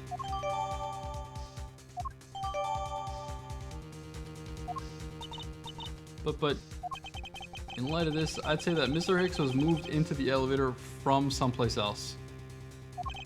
Which means that the murder was committed in an entirely different location.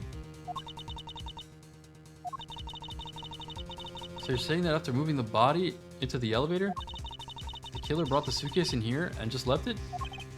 Exactly. What is it?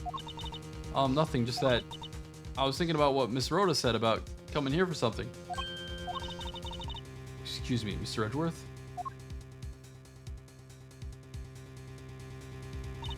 I wanted to give you a bit more time, but I'm afraid I wasn't able to convince the captain.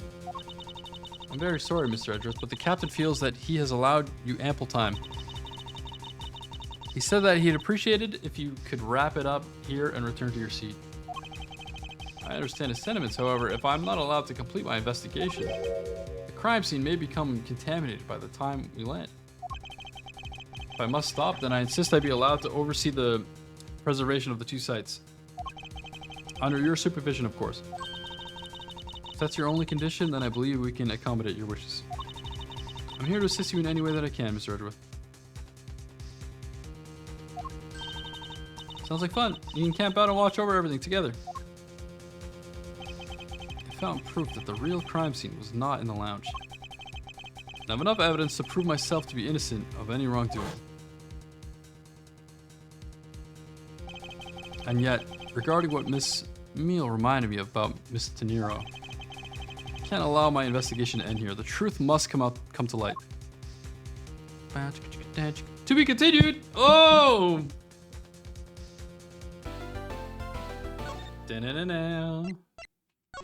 Dang, this investigation's heating up, bro. It's heating up.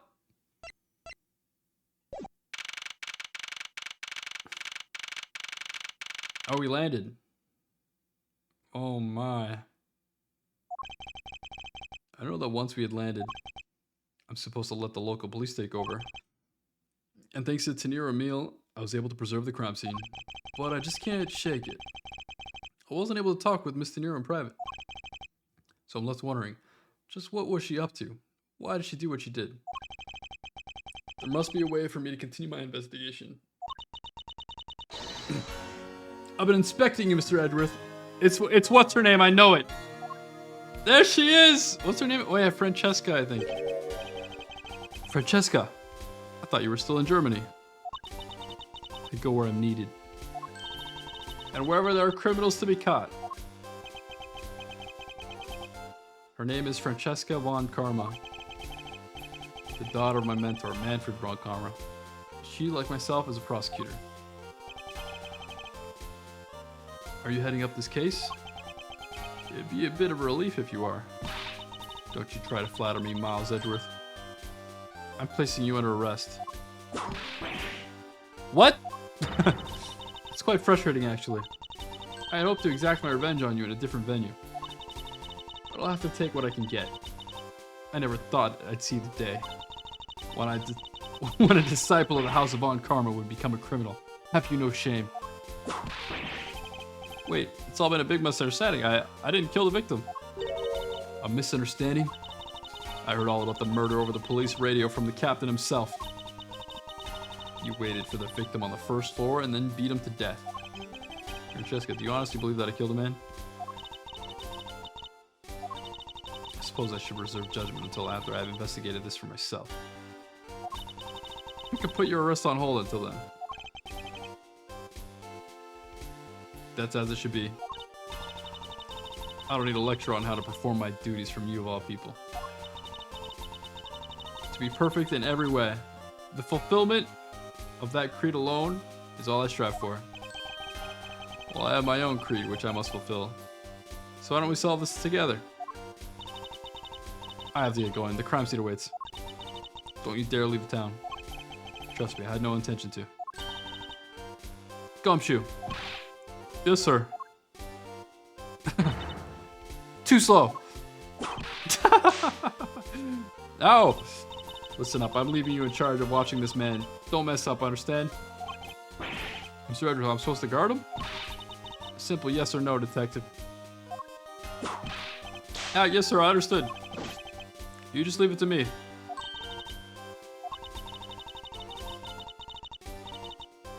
If you interfere with my investigation, I'll arrest you on the spot. Are we clear? Now then, if you'll excuse me. Okay. Good to see you again, Mr. Edwards, sir. Boy, am I glad to see you're okay. Thank you, detective. I believe in you, sir. You can lean on me. I'll get you through this. I have to admit, I'm a bit curious to what Francesca is up to. Maybe I should ask the good detective. Very well. In that case, I have a few questions for you.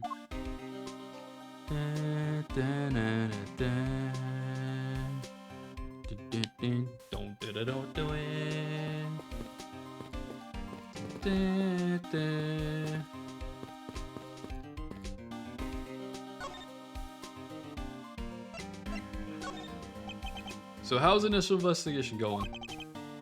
We just shipped the body off to the coroner's office. We're taking statements now, sir. That sounds like Francesca. She was always good at quick responses to a case. I'd say she was a little too quick, sir. Oh, how so? I rushed on over as soon as I got word of the affair, sir. But somehow when I got here, this Von Karma was already here barking out orders at everyone. It was kind of creepy, as though she knew there had been a murder or something. And had come in advance awaiting your flight's arrival. That is sort of odd. She did show up rather quickly and out of the blue. Plus, I still don't know why she's here in America. There must be some backstory to all this. Miss Von Karma just kind of popped up at the prosecutor's office about a week ago, sir. Something about chasing down leads related to a certain incident. No details? It's kind of top secret, so she can't talk about it, even with me, sir.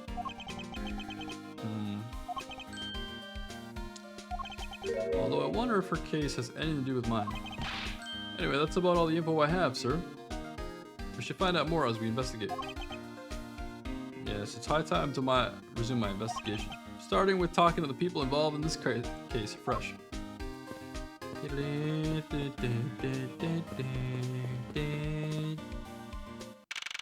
I could have talked to those people outside, I guess.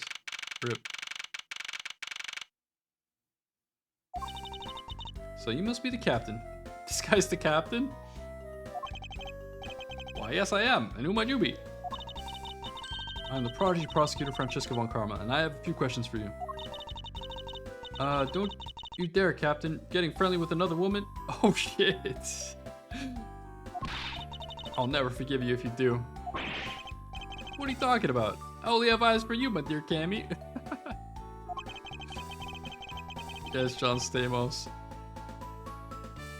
I wouldn't bet money on our dear captain to be much of a reputable person. Alright, Edgeworth, okay.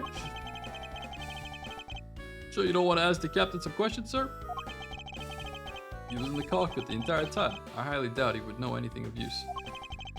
Anyway, I like to leave that type of witness to Francesca and her whip.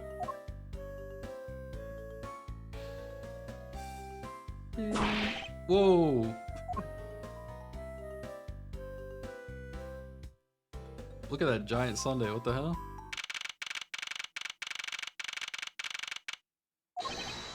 Now see here! Sorry! How long do you intend to hold me? It is impossible for me to be the criminal, I told you. Mr. LeBlanc. Oh, it's you.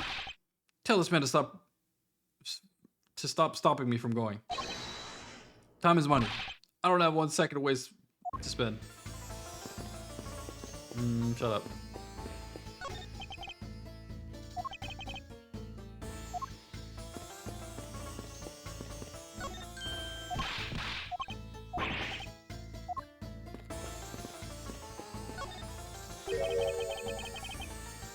Did you finish taking the statement yet? Yep, all done, sir. I do not concern you're not done examining the cargo hold. I want my cargo back. If you make a single scratch on my art, you will pay. Art? What sort of art? LeBlanc's an art dealer, so he's got a bunch of artwork down in the cargo hold, sir. There's practically a mountain of them, large and small. From folk costumes to stone statues, I sell all kinds of arts. Folk costumes. Speaking of which, Mr. LeBlanc's hat. Kinda looks like that other piece of cloth. It does. It does look like that other piece of cloth. So what, can you please take a look at this for me? Oh, it's Burgundian cloth. As I expected, your hat is made of the same material, I suppose. Yes, of course. This fabric is so famous, orders come from over the seas for more. Okay.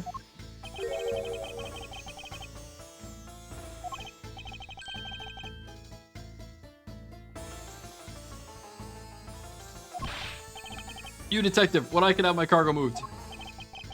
You can get your cargo back when we're done investigating, pal. The stubbornness of you police. It is no good. And it's no good that the attendant refuses to exit the attendance room too. That attendant. I wonder if he's talking about Miss Tenero.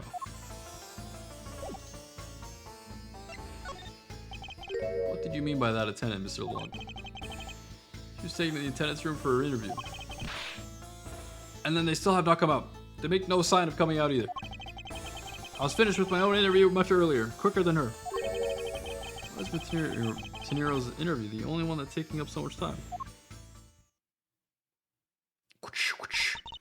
Miles Edgeworth, you were given free rein to examine the plane, weren't you?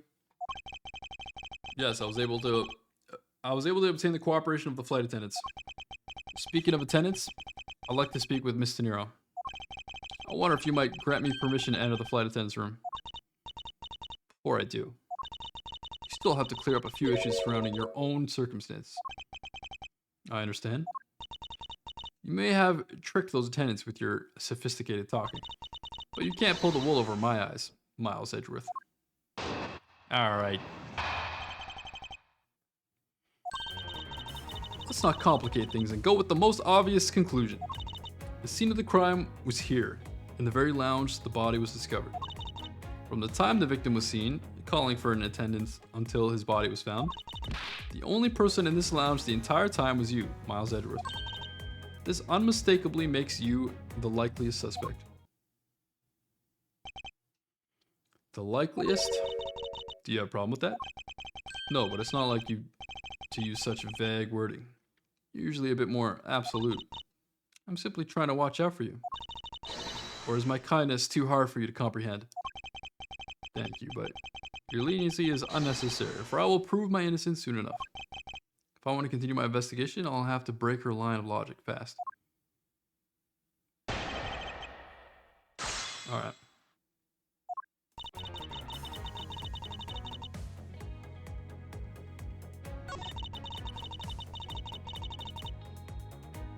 Hold it! Hold it!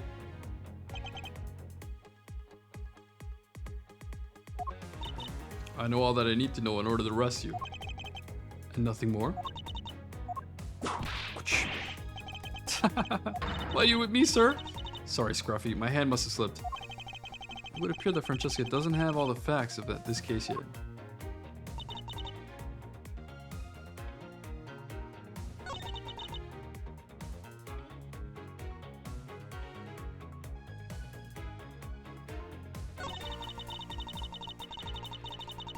Hold it!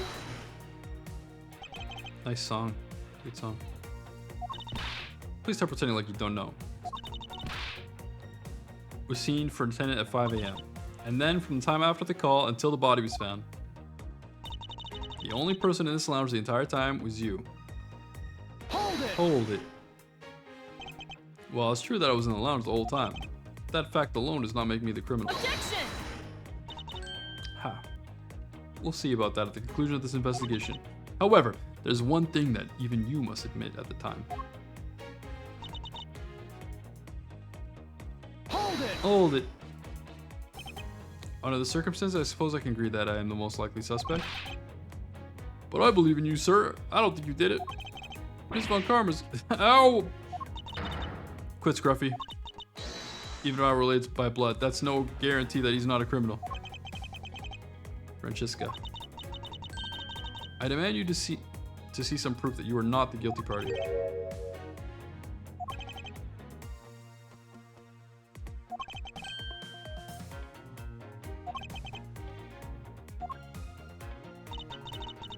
Alright. The suitcase. Objection!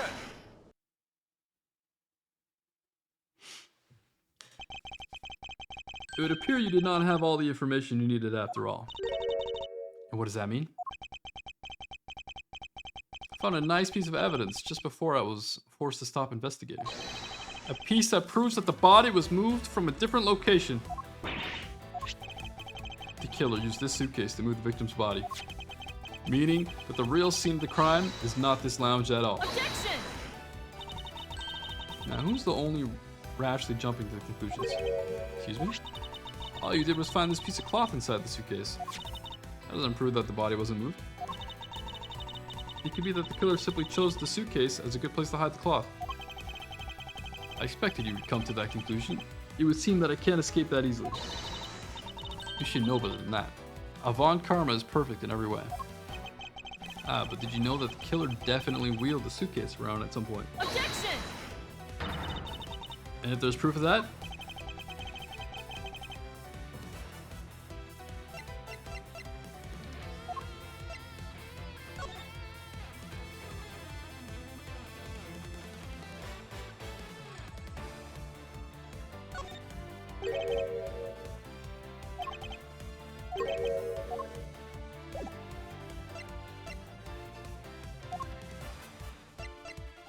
Take that! take that. Spilled grape juice from the elevator? Yes, and I'd like to draw your attention to this area here. Where's the evidence that proves that the killer dragged the suitcase through here? Take that! Take that. This mark here, wouldn't you say it looks suspiciously like tracks with 2 wheels? I suppose. Further, there's also grape juice residue on the wheels of the suitcase. This means that the suitcase containing the victim's body definitely passed through here. I suppose this means that the killer did move the victim's body from somewhere else. Glad you've come to your senses. Objection! Not so fast. This still doesn't put you in the clear. Not by a long shot.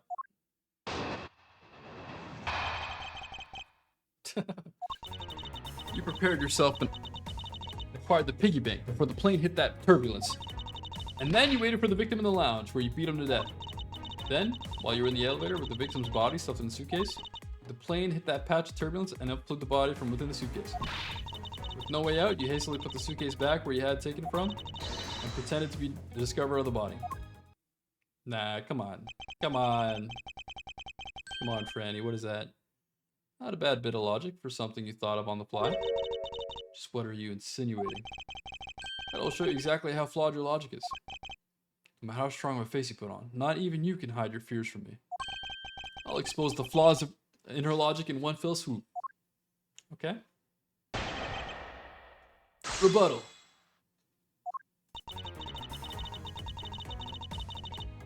Hold it!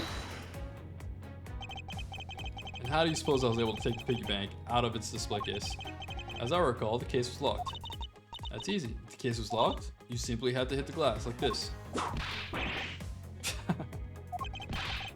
You shattered my heart of glass. Okay, what the hell? That's a weird thing to say. That takes care of how you obtain the murder weapon.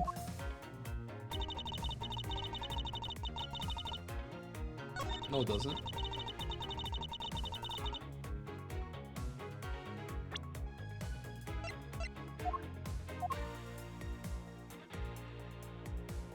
I guess I can't press it.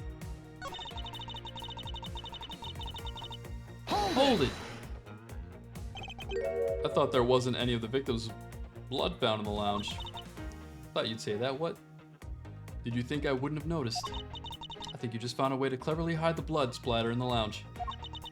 By accidentally spilling grape juice on top of it. Are you accusing me of tampering with the crime scene now? We'll see, won't we?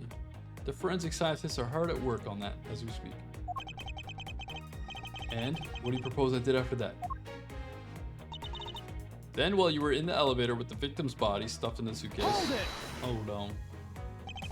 So I put the victim's body into the suitcase, and then where was I headed?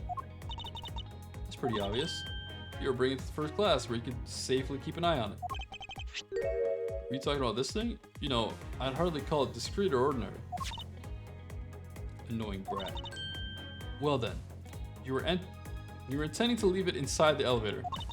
But unfortunately for you, a wrench was thrown into your plans because the plane hit that patch of turbulence. Hold it! You've experienced turbulence on a flight before. Of course, many times. You get used to it after a while. The patch we hit was especially rough, and I passed out briefly, but only for a second. Good thing it was only for a sec, sir. It'd be bad if you had really blanked out. Yes, indeed.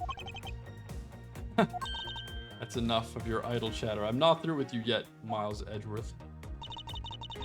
With no way out, you hastily put the suitcase. Hold it. If I really were a criminal, do you really think I would be so easily caught? Objection!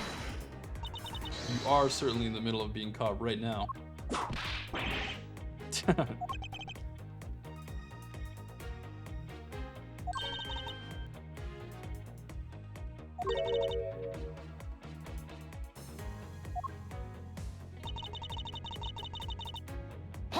Hold it! I didn't pretend to be anything. I really was the first to discover the victim's body. Suppose that's true. So then you're yielding to my statements? Don't be foolish. I still insist that you were the killer, but in that sense, you really were the first to discover the body to be dead.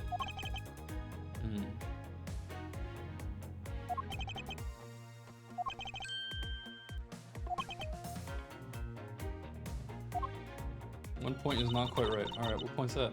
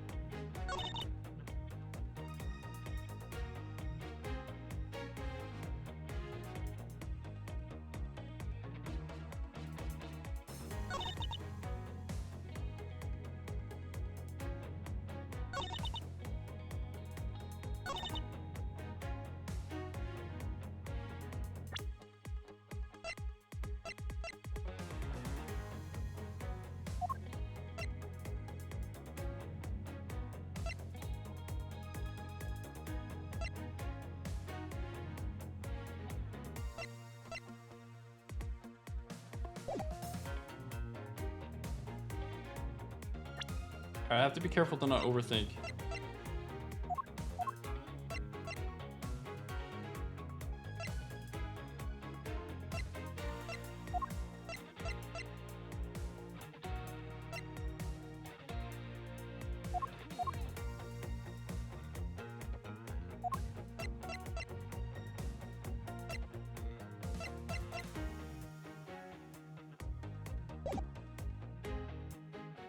I don't know what it wants from me.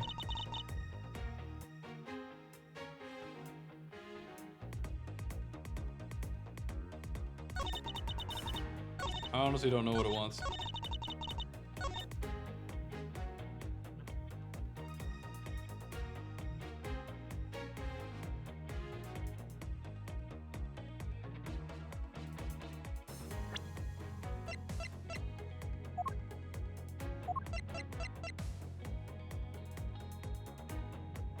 Oh, after the turbulence, easy. I was overthinking. The fact that you took this piece of evidence into account in your testimony is to be commended. Your legal prowess is certainly something to be feared. Evidence and logic. Essential tools that those who would stand in a courtroom must learn to master. But what if there was a fake piece of evidence thrown into the mix? A fake? This Captain Ugo piggy bank is just such a fake. It is not the real murder weapon. What? The timing of when the bank was taken from the shop is important. And it was taken after the turbulence had occurred. But then, what about the blood on the bank? What do you make of that? I assume it was added after the murder when the killer fabricated this weapon. Looking at it this way, the killer basically did 3 things after the turbulence. After exiting the elevator, the killer brought the suitcase to the shop and left it there. Then the killer proceeded to pick the bank up from off the floor and took it to fabricate a fake murder weapon by hitting the victim on the head. Finally, the victim's wallet was planted on my personage, in my pocket to be precise. Everything was done so that I would be framed for the murder of Mr. Ackley Hicks.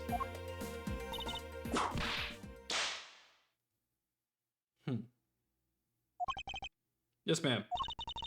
Other than this piggy bank, was anything else resembling a murder weapon found? We didn't find anything in this lounge or in the shop that could be used as one, ma'am. Most of the items that could have been used were broken during the turbulence. And the remaining items all tested negative for any trace of blood. I see. Well, Miles Edgeworth, it appears your stall tactics are at an end. But it's possible that it's just hidden somewhere, sir. The criminal had wanted to hide the weapon in a safer place. I think the weapon would have been hidden in the same place as the bloody cloth. Exactly what I was thinking. Because the cloth was hidden inside the suitcase, it signals to me that the killer had not prepared a more secure place to hide the evidence. Which means that the real murder weapon is either still on the murder's personage or is still at the real crime scene. Objection! There's one more possibility. And that would be that the piggy bank is in fact the real weapon. But didn't we just... Let me finish. The killer took the bank out from the display case before the turbulence by opening the lock on the display case door. And it was at that time that the glass pane in the door was broken. I'd say that that's perfectly reasonable line of reasoning, wouldn't you? Let's see. So that means that the killer had the key to the display case. Francesca, the person you're talking about. Not so fast, I'm not finished. The person I'm talking about also committed another sin. She tricked the captain and granted you permission to conduct your investigation. Yes, it is the sin of lying. Speaking of which, I recall that you also wish to speak with her. Yes. Very well, permission granted, but only if I can sit in on your interrogation. Do we understand each other? I have no intention of interrogating her. But you are welcome to accompany me if you wish. Miss Tenero is in the flight attendant's room. Let's move. Da-na-na-na. Oh, man. The flight attendant's room. Hold on. Yeah, I'm gonna take a break. So you're the one that poked around inside this plane without the captain's permission. Devastating from the flight attendant's manual is very unbecoming, you know. What were you hoping to accomplish by that? Miss Tenero. Ah, Mr. Edgeworth, you're here too. Can you please help us and shed some light on why you did what you did? Alright.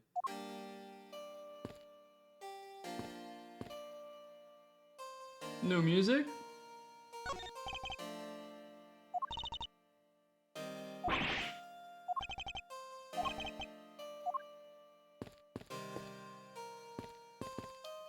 Look at all the junk food.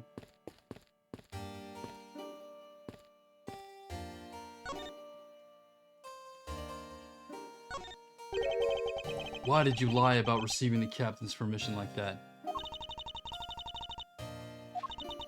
Because I didn't think I'd be able to get his permission. What do you mean? The captain, he only has ears for Cammy. I spoke with the captain a little earlier myself. He definitely seems to be rather taken with Miss Meal. Yes, and on top of that, I had mistakenly accused Mr. Edgeworth of being the killer. I wanted to make amends. In that case, please allow me to thank you for what you did. Thanks to you, I was able to clear myself of all charges. Really? You were able to prove your innocence? Oh, thank goodness. Miss Tenero, is it? There's one more thing I'd like to ask you.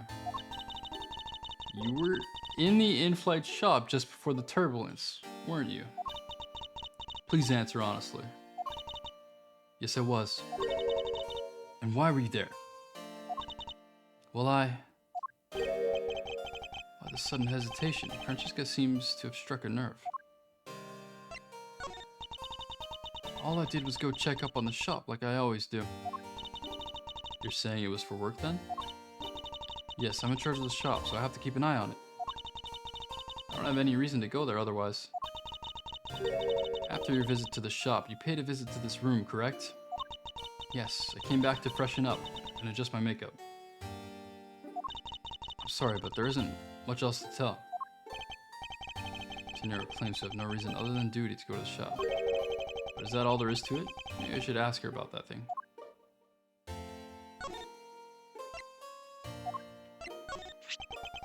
If you could please take a look at this for me, Miss Tenero.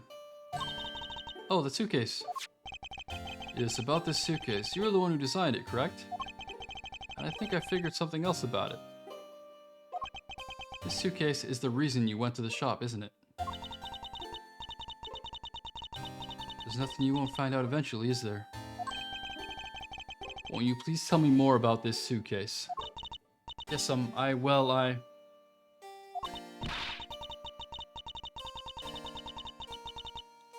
I was interested in seeing how the suitcase I had designed were selling. I know that as a service professional, I'm not supposed to care. But I really wanted to know. And I was glad to see that it was the last one there. Oh. The last one.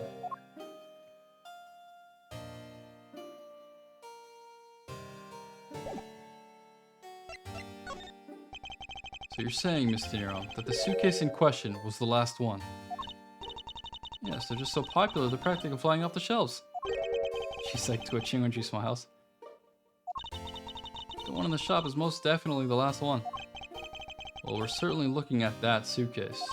Really? Then I guess we sold all of them. Thank you very much for taking the last one.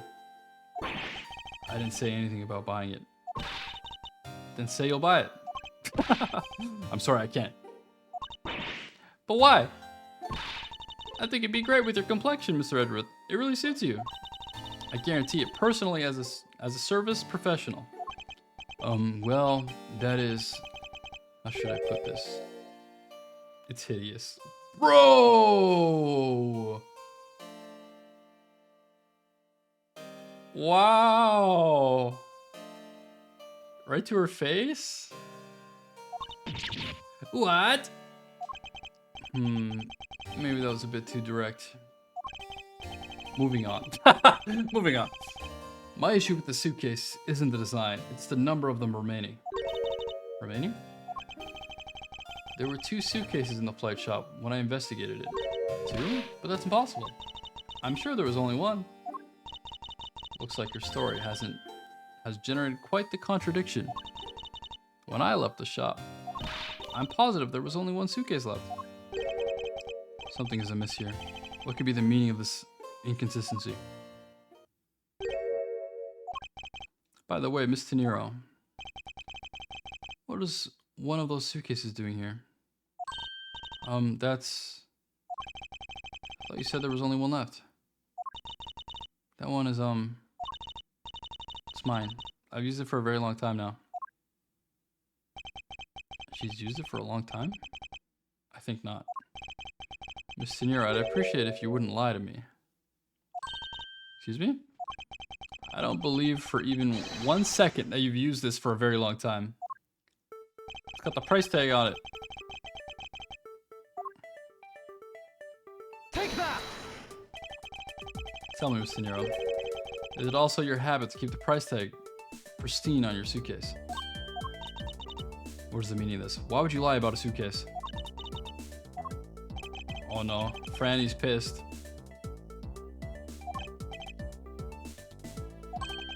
The truth is becoming increasingly clear to me. Miss Teniro, I think I understand. I know what you're trying to hide. Now then, this suitcase was originally in...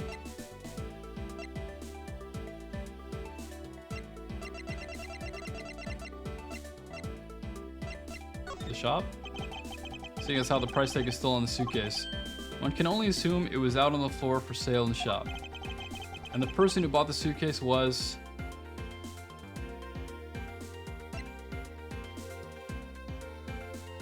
you? Take that! It was you, wasn't it, Mr. Nero? I hate to say this, but this suitcase that you designed, it hasn't sold very well, has it? I saw how poorly this design that you poured your heart into was selling. And were deeply hurt. That's why you wanted to make it look like it was selling by buying it yourself. Is that right? Then, the reason you went to the shop and came back here was... I'm sorry. All I really have is my job. I was overjoyed when my design was chosen.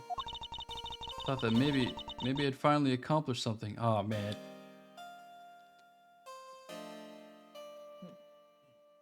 The heartstrings, man!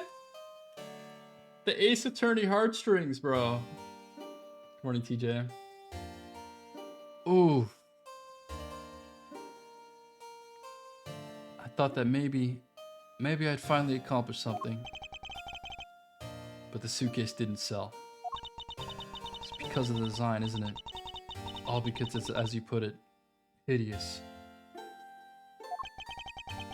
I can't say they chose a great place in which to sell them either. We weren't selling a single one, and they were just sitting there, collecting dust. I felt so bad seeing them there day in and day out.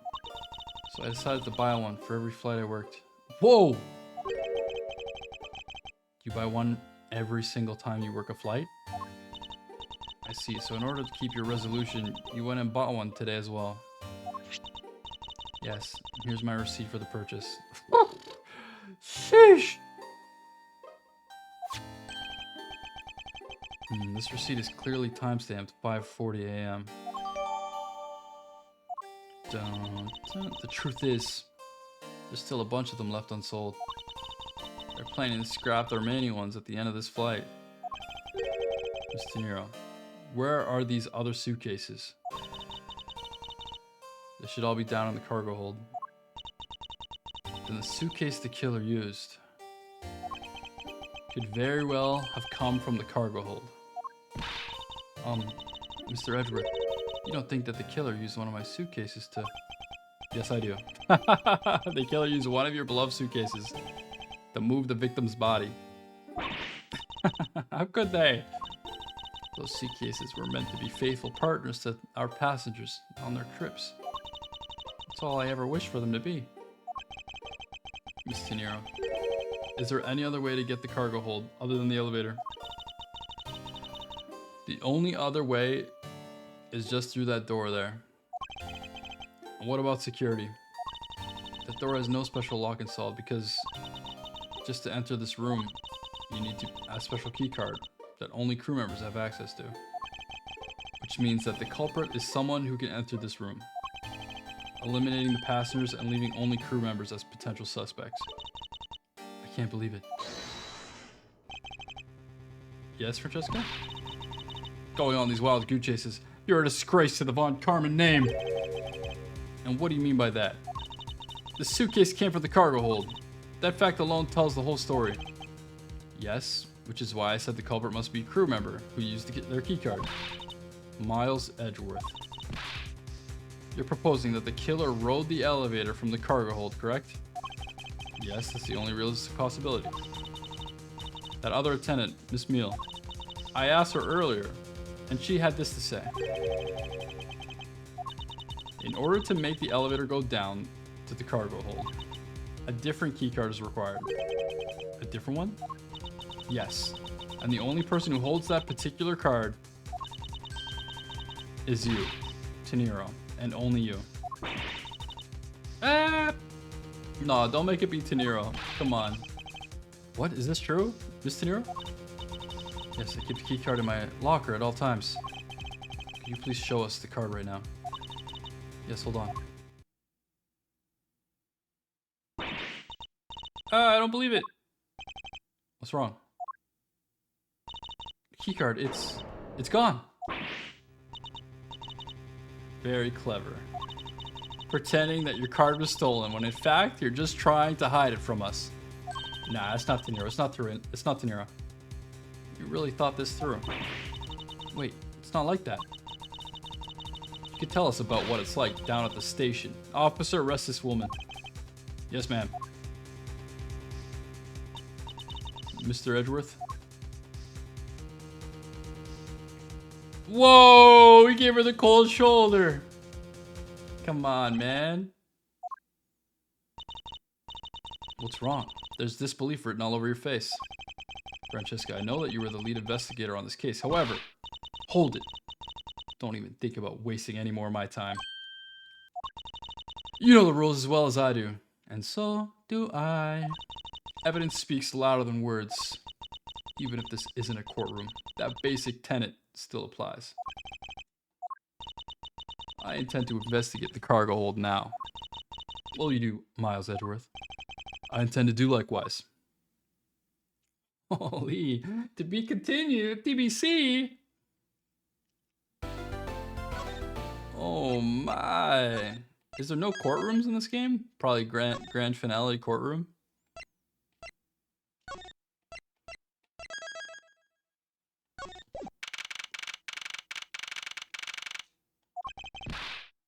Well, so this is the cargo hold, huh? The way he runs down. It's so big. Not really. This plane is a special model. It has both a super large cargo hold and an ultra luxurious first class seating. So is this the real scene of the murder? There's certainly a high probability of that, which is why we're here, correct? Okay, let's investigate, sir. Begin. Bed sheets.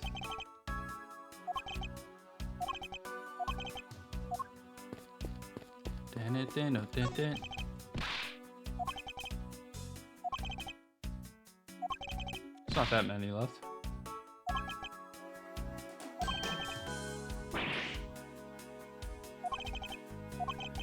Yeah, too expensive, bro. Although it definitely looks like one is missing. What is this brittle substance I'm stepping on? It's a bunch of glass fragments?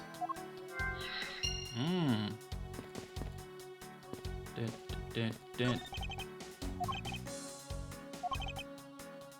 Mr. Hicks.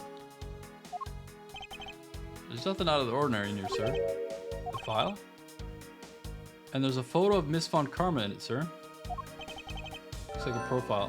Whoa, what? What?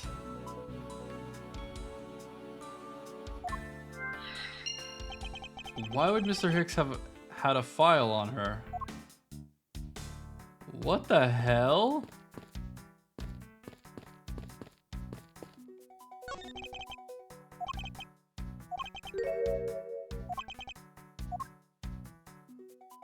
Did that say exorcism only?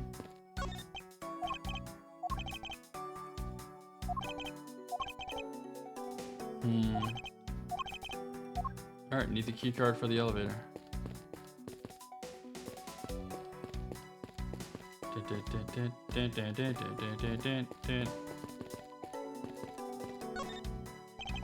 You arrived at the scene of the crime before Detective Gumshoe, correct?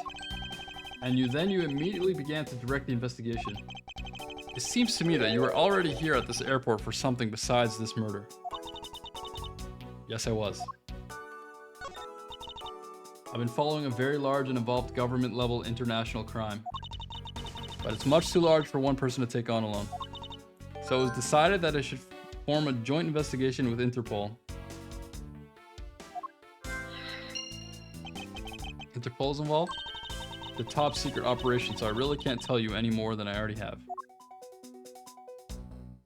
Alright. Whatever.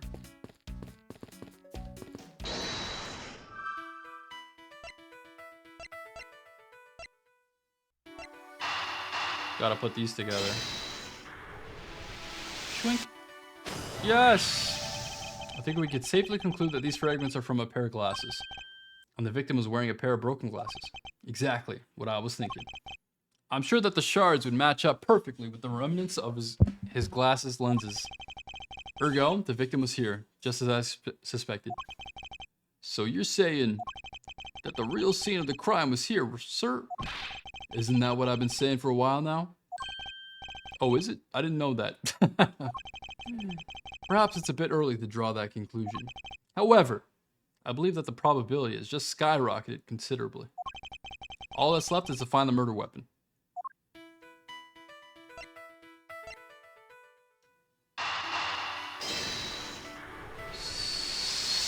Swink.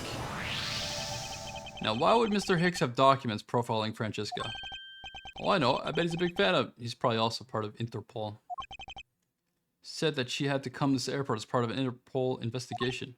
Oh, maybe Mr. Hicks had heard she was coming here and he followed her. Detective, I think it's more likely that Mr. Hicks was, in actuality, Interpol agent Hicks.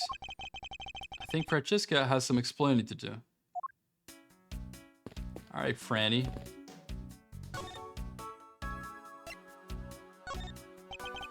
You came to this airport to rendezvous with the victim, didn't you? Nonsense. What are you talking about?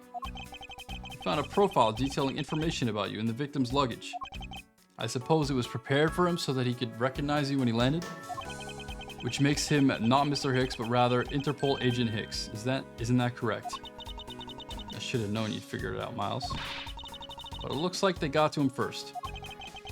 So you really did come here to receive an Interpol agent then? Yes. Agent Hicks was on the trail of a very large international smuggling ring. Holy.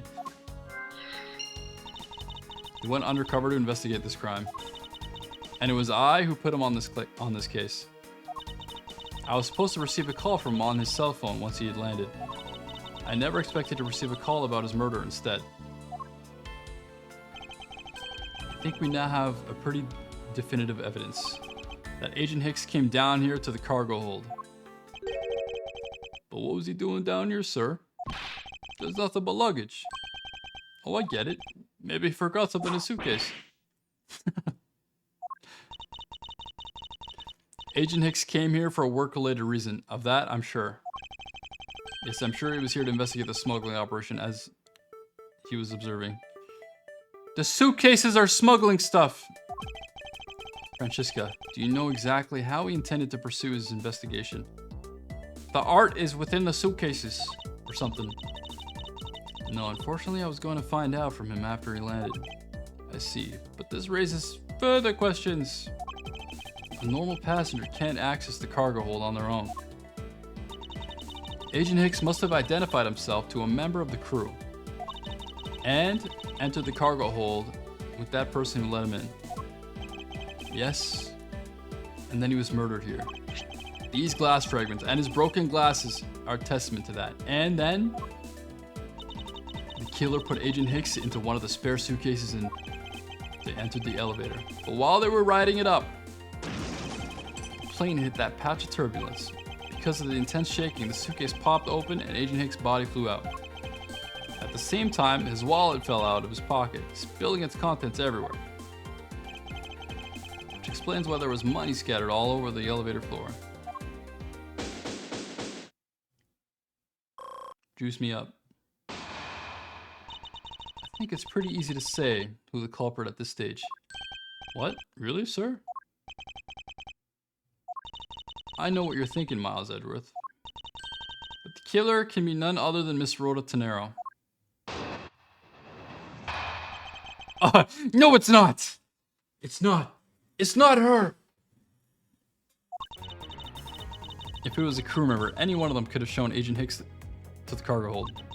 But the point to keep in mind is the key card that allows the elevator to come down here. The only person with such high-level access is Miss Rhoda Tenero. I'd say that's a pretty decisive piece of information, wouldn't you? She's innocent, I tell you. She's innocent!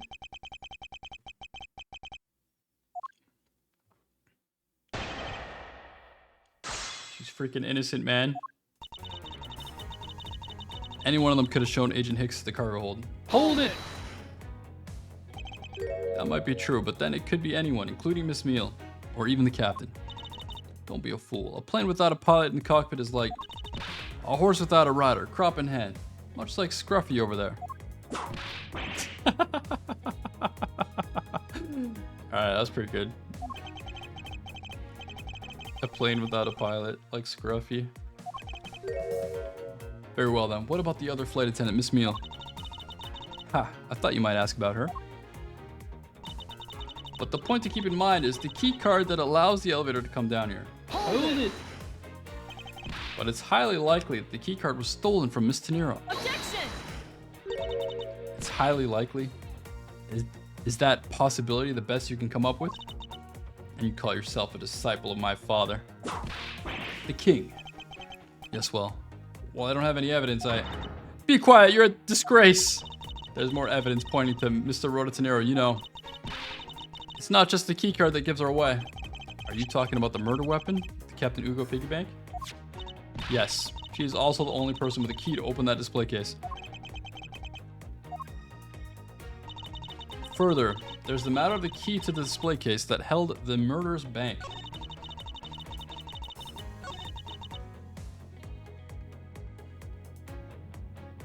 Hold it!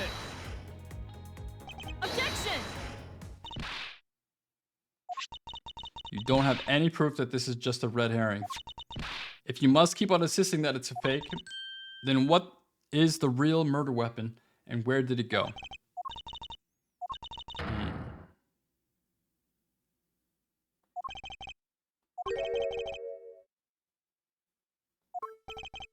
What should be examined further to help us ascertain the authenticity of the weapon? Crime scene.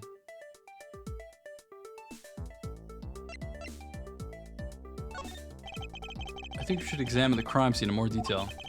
We might turn up the murder weapon if we search all of the cargo and luggage. Did you think I hadn't thought of that? Even now, we're searching through them. But we haven't found anything that even closely resembles a murder weapon. What?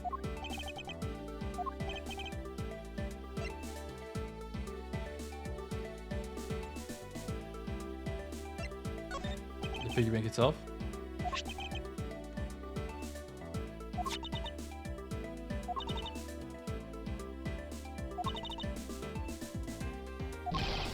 Okay. 0 for 2. The body.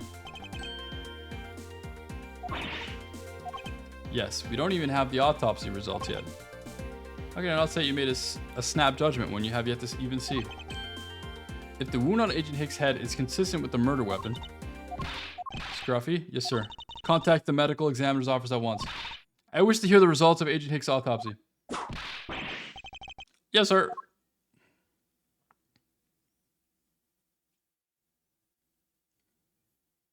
Always whipping people, man. We got a big problem, Edward, sir.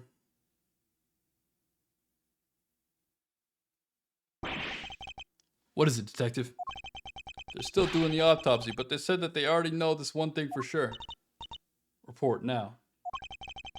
She's like, she's got her whip pre-jacked, man. She's pre-jacking her whip. The dog said that it's one giant bruise from a beating from his shoulder down to his mid-back. From the victor's shoulder to his mid-back? He was beaten over such a wide area? It's the suitcase! I've been saying it, man! I don't know if I actually said it, but I've been thinking it. I think I did say it. I think I did say it once. Well, I'd say maybe it's a sign the killer had a grudge against Agent Hicks. It wasn't just his head. The killer went all out and hit him multiple times, sir. Scruffy. What is had a grudge against Agent Hicks supposed to mean? Well, that's it was that weird guy beat him to death.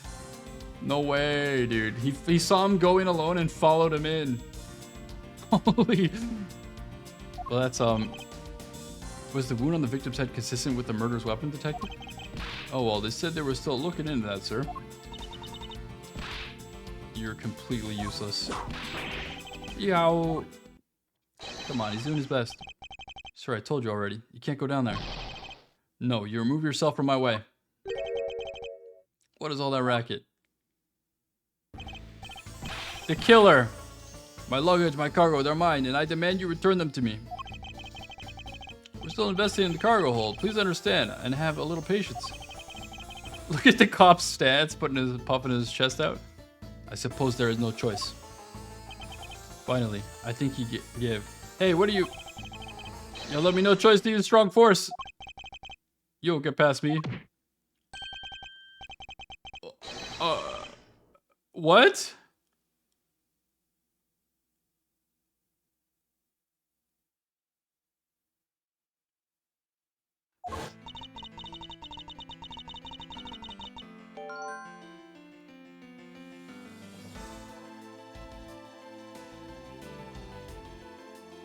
There's the matter of the key to display the case that held the murderous bank. After all, you know we've searched the entire cargo hold and came up empty-handed. The doc said that it's one giant bruise from a beating from his shoulder down to his mid-back.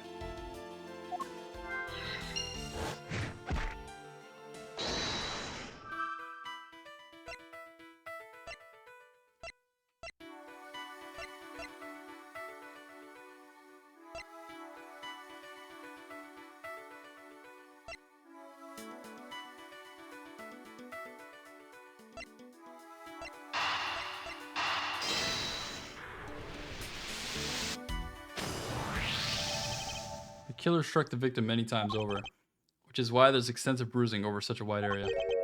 But is that really the correct conclusion to draw from the evidence? The bruise from his shoulder in the middle of his back is one continuous mark, which is more suggestive of a single blow to a back. Oh. The murder weapon must be something far bigger. A sizable weapon.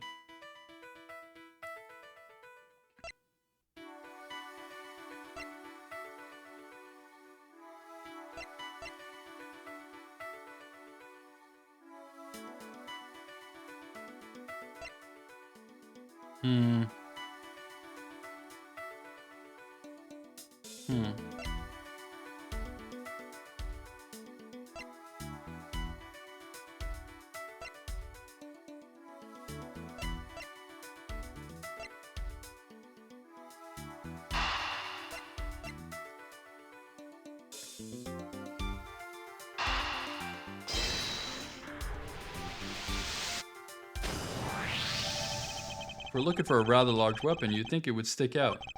But so far, we haven't found anything that resembles a weapon of any sort. Perhaps, just perhaps, it's something we've overlooked from the very beginning. Not me, though! Not me! I didn't overlook it! I didn't know it, not me! Too impossible to be taken into consideration. What was that all about? Was he trying to jump his way down there? Francesca. I found it. I found the real murder weapon. You did? You really jumped. We didn't realize it until now, but the answer has been right in front of us this whole time. You might be hurt, we should go check up on him, sirs. There's that pompous attitude of yours again. You should learn to drop that habit. It's coming from a prosecutor with a habit of whipping everyone she comes across. Anyway, if you really are a prosecutor, then you'll back yourself up with evidence. You two are listening at all, are you? Come on then, show me this real murder weapon.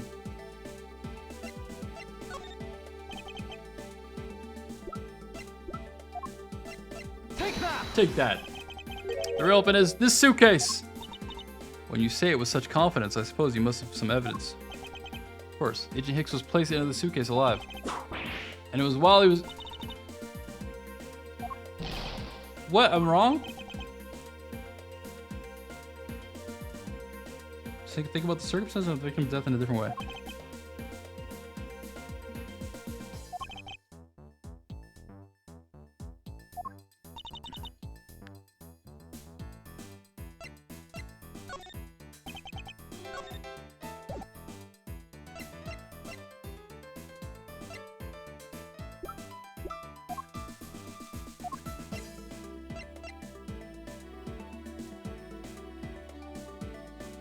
Is it this?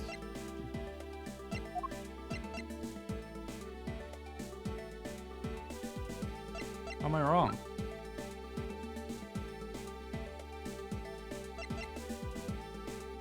Maybe he just beat the shit out of him?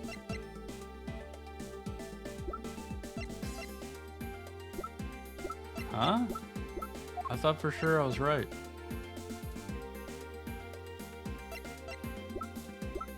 What the heck? The cell phone.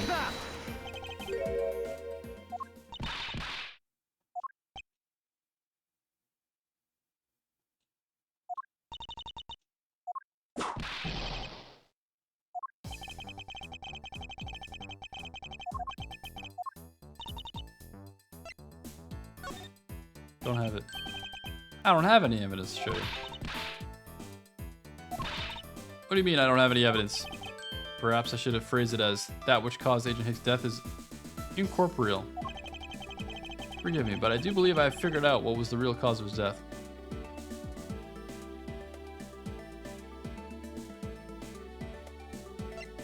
Free fall?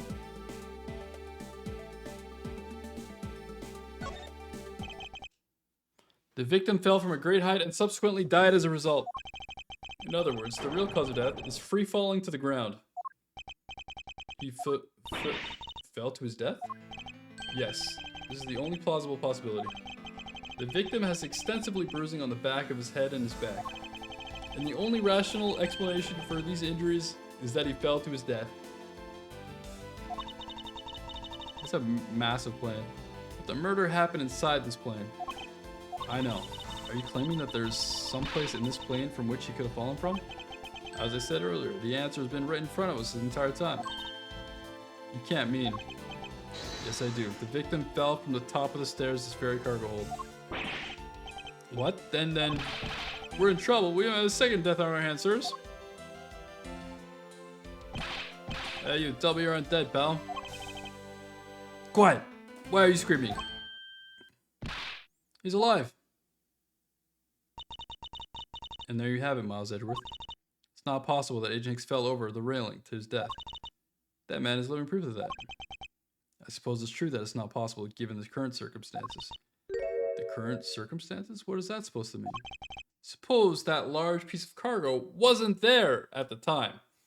What would have happened then? You would have been a Borginian pancake for sure. I suppose that man over there wouldn't still be breathing. But the reality is that the cargo box is there. So there's no point in entertaining your wild, hypothetical scenarios. It may be there now, but there is no proof that it was always there. As if there could have been a window of time when the giant box was not there. Ah, but there was. What? Oh, but there was. Take that! Take that! You refueled in Republic of Zangfa? Yes, this flight had a short layover in Zangfa in order to refuel. But that wasn't the only reason for the layover. We also transferred some cargo. What if the box in question was only transferred onto the plane at that time? To further prove my point, let's take a look at what's next in the box in question. Ah, it's labeled Zangfa Express. Correct. Meaning it was loaded onto a plane in Zangfa. Now, what if the box in question was also loaded on at the same time? It would mean that the box was not there in the cargo hold during the Europe-Zangfa leg of the flight, making a clear drop from what Agent Hicks could have fallen to his death entirely possible. Ah, but your theory is still very far-fetched. It'll allow me a chance to prove how very likely my scenario is. My first order of business will be to examine that piece of cargo in more detail. Alright.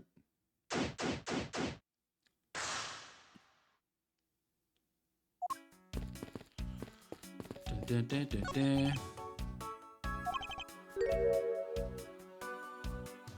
Red statue. Nor I. But all I care about is if we can prove it wasn't here at the time of the crime. Now let's get investigated, sir.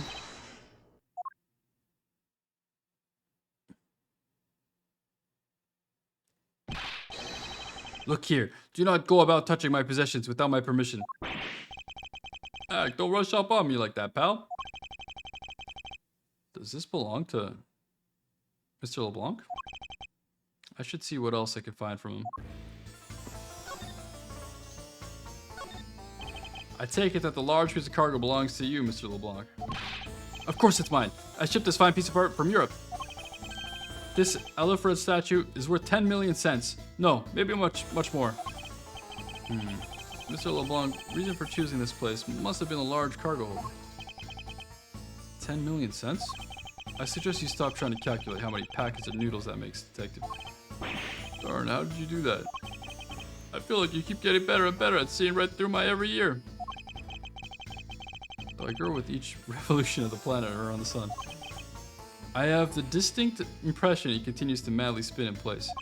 Hey, Mr. Edgeworth, so that 10 million cents, is that in euros or in dollars?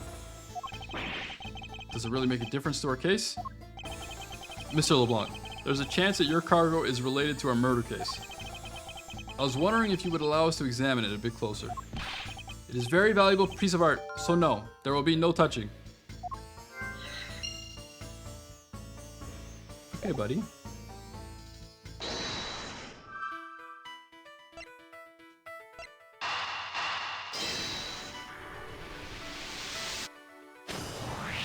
Smuggled.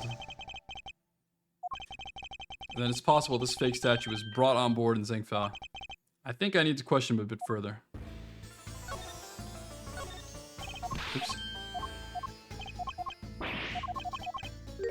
He's working for the syndicate, man.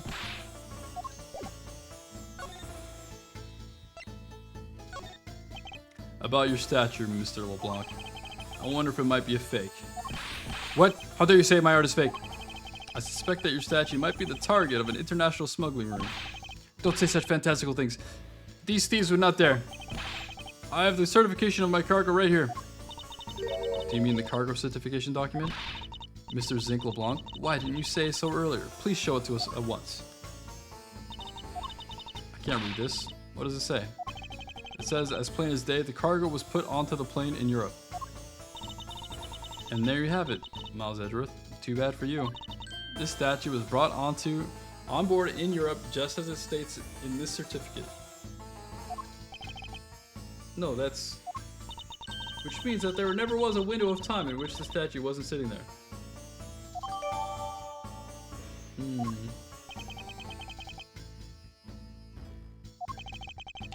I respectfully disagree. We can't discount the theory until I see the statue for myself. Then you can have your wish. Look at it yourself and see I am right. Oh, that's in the picture. That is in the picture. This, I know I've seen this somewhere before. This is the Aleph Red? Gives us such a feeling of art. I can practically smell it. This statue has high amount of historic value. After it was unveiled at a museum in Europe, I brought it to the country to exhibit it. I believe a closer look is warranted here. So this is the infamous Alfred statue, What is it, Mr. Edgeworth? Did you find something? There's something wrong with this picture. You should examine it in more detail. These eyes made of some sort of gem? It's a real nice shade of orange. For a sec, I couldn't even tell they were jewels. Oh, but they kind of remind me of the eyes of this stray cat that lived near my house. Are they supposed to be this color? Is it possible the statue is a fake?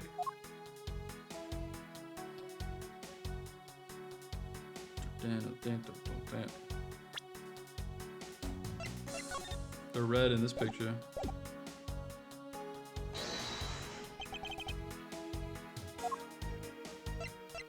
Eureka! Eureka! These eyes are awfully orange, don't you think? Yeah, and pretty. They remind me of the sunsets when I was in grade school, sir. I don't think you see what I'm talking about. No, I do, but it's really like the color of the sun when it's setting, sir. Oh, the memories. I remember standing out in the field, spinning with my arms out until I felt ill. I don't care about sunsets. Focus, detective. What color are the eyes in the photo? Huh? Ah, sir, they're red. As I thought, this statue is a fake.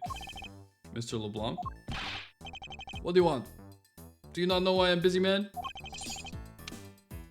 I allow you 2 seconds for your answers. The Aleph Red. I suppose this is your pride and joy, is it not?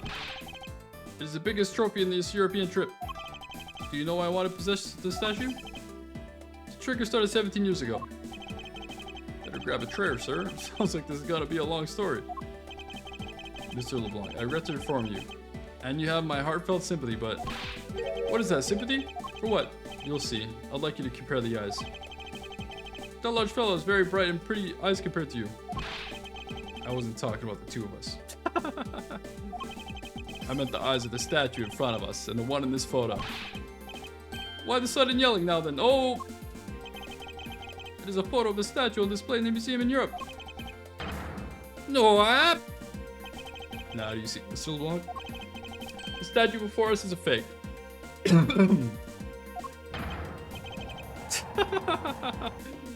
Getting blown away, dude. I believe that even further examination will be required. Now that we have confirmed that this indeed is a fake, there must be some sort of proof that this was brought on board in Zhengfa. And I will present to you the evidence that will resolve the remaining contradiction.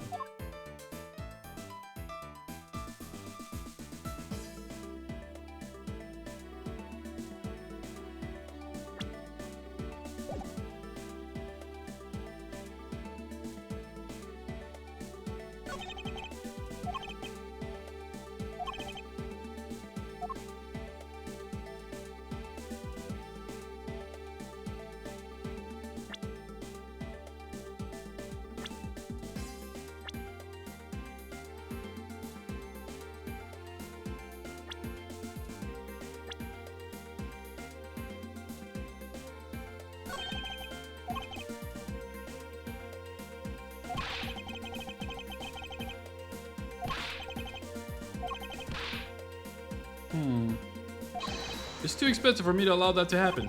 Please, forgive the trespassing of my subordinate. Why should I forgive the trespasses? Unless it is an expensive dress, you keep it. What have we here? It says Zhangfa Express on the cloth, sir. Something is tugging on the corner of my mind, as though something is out of place. Yeah, right here, Betty. Why is it on top of the Zhangfa if it didn't get on at Zhangfa?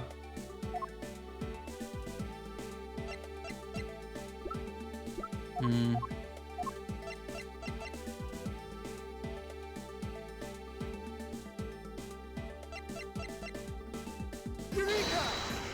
Eureka! There's clearly a contradiction here. What are you going on about? It's just a simple case of cargo cover and getting stuck under the other piece of cargo.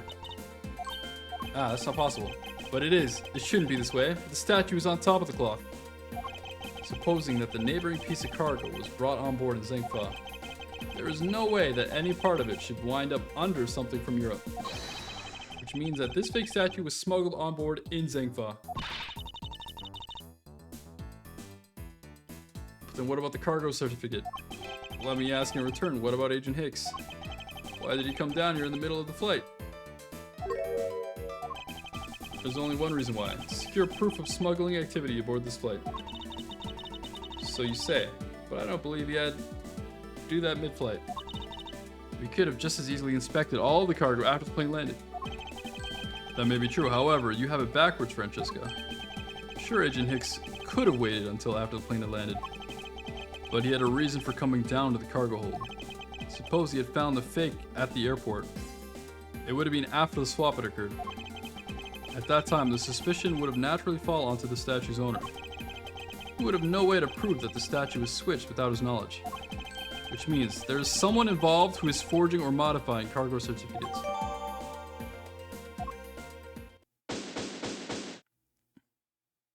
Juice me up. I guess the victim knew the real version was of this gonna get nabbed, huh? Yes. While this photo could be seen as nothing more than a simple souvenir, it was in fact taken to be used as reference document later on. Next, Agent Hicks had to secure proof that the smuggling had taken place. He came down here to take a picture of the cargo hold. A rather empty one at that, right before the fake statue could be loaded on board. A photo of the hold missing a valuable piece of cargo would have been proof enough. After that, all he had to do was hold the Zangfa cargo crew and arrest the smuggler. Exactly. This only goes to prove my theory. If the statue was not in the cargo hold during the Europe Zangfa leg of the trip, there would have been enough height from which Hicks could have fallen to his death. Officer, move the statue immediately. I want a thorough examination of the floor underneath now. Miss Von Karma, I'm ready to report my findings. Go on. After moving the Alifred statue out of the way, we tested the area underneath the luminol, and there was a reaction. I see. There was a reaction to luminol, an indication that there was blood in that spot. Can we stop looking at it now, sirs? It would seem that my deduction was correct after all. I suppose it would appear that way. The culprit cleaned the blood up well. And how do you think the killer did that? How did the killer clean up all the blood?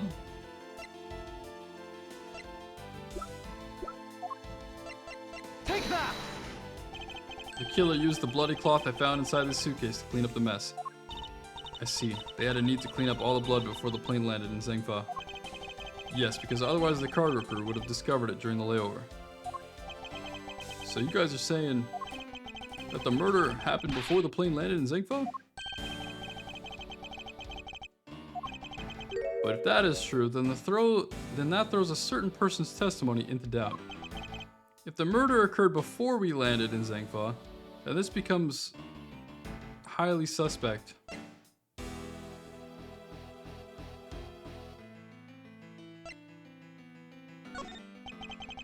The times referenced by Mr. LeBlanc in his testimony are inaccurate.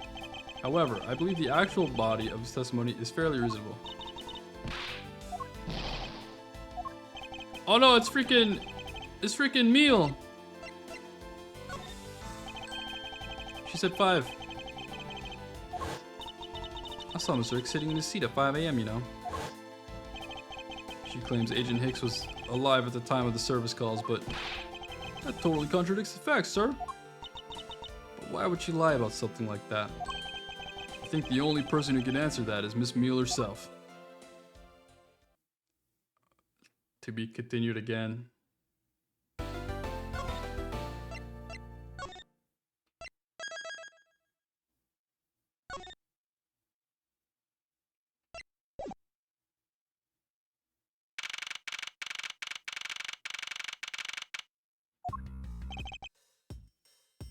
Miss Meal. Miss Meal, huh? Do you recall what you said earlier? About when you answered some service calls as we were departing from Zangfa. Huh? You said that Mr. Hicks was sitting in his seat at that time. However, that is simply not possible, because Mr. Hicks was dead long before we ever touched down in Zangfa. Oh? Miss Cammy Meal. Yeah, I didn't see what I thought I did. No one could make a mistake so large, Miss Meal. But I make kind of a boo-boo all the time. is going nowhere. There must be a better way of resolving this contradiction. Very well, Miss Meal, if you please tell me about your alibi during the time span. From just before we were to land at 3 a.m. and 6 a.m. when the body was found. Are you telling me I'm a suspect, Mr. Edgeworth?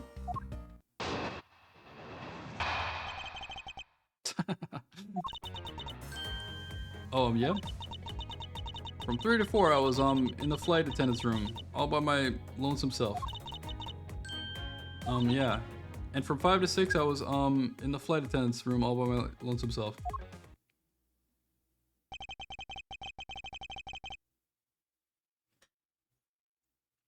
How was a man supposed to react to testimony like that? Miss Meal, wake up. She fell asleep again. It looks like the only way I'm going to be able to wake her up is by pressing her.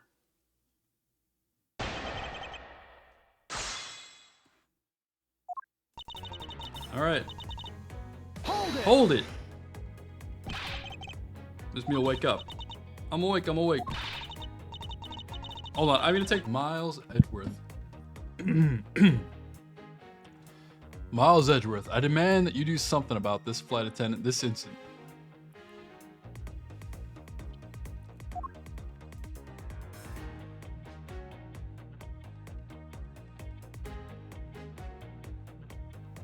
Why ask me to wake her up when you could finally put that whip to appropriate use? Holy. From 3 to 4, I was in the flight attendant's room, all by my lonesome. Hold it! Food was being served in first class in the lounge. Between the hours of 3 and 4. Yeah, but that kind of stuff's run by Rhoda. Then what were you doing in the attendance room at the time? Eating. And then having the most delicious dream. You mean you were neglecting your duties? No way. Sleeping's part of our job too, you know.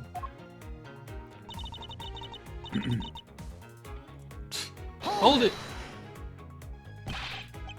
Miss Meal, how many times do I have to repeat myself? Wake up! I'm awake, I'm awake.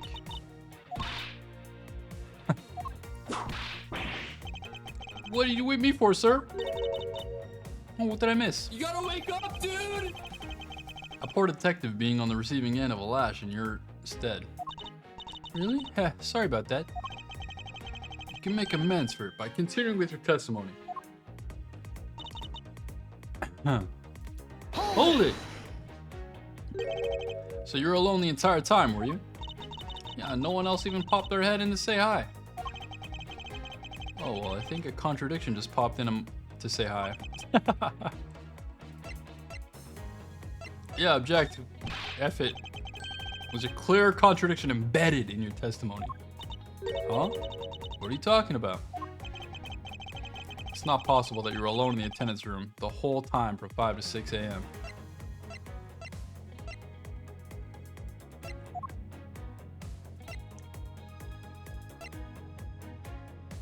Ah. Take that! Easy money. 540. I wonder if you'd be so kind as to take a look at this receipt, Miss Meal. Huh? A receipt for what? For the suitcase Miss Tenero bought. Now, if I may direct your attention to the timestamp. As you can see, it clearly says 5:40 a.m., Miss Tenero. Yes? Huh? Why is the killer here? I thought you'd have been locked up by now. I requested that she be presented as a witness so that we may straighten out your complex lie. Now then, Miss Tenero, between the hours of 5 and 6 a.m., you took a trip from first class down to the first floor in the flight shop, correct? Yes, I went to the shop to buy a suitcase. After which, I went straight to the attendant's room to drop it off. And did you see Miss Meal there at the time? No. So, Miss Meal, where were you really between the hours of 5 and 6 a.m.?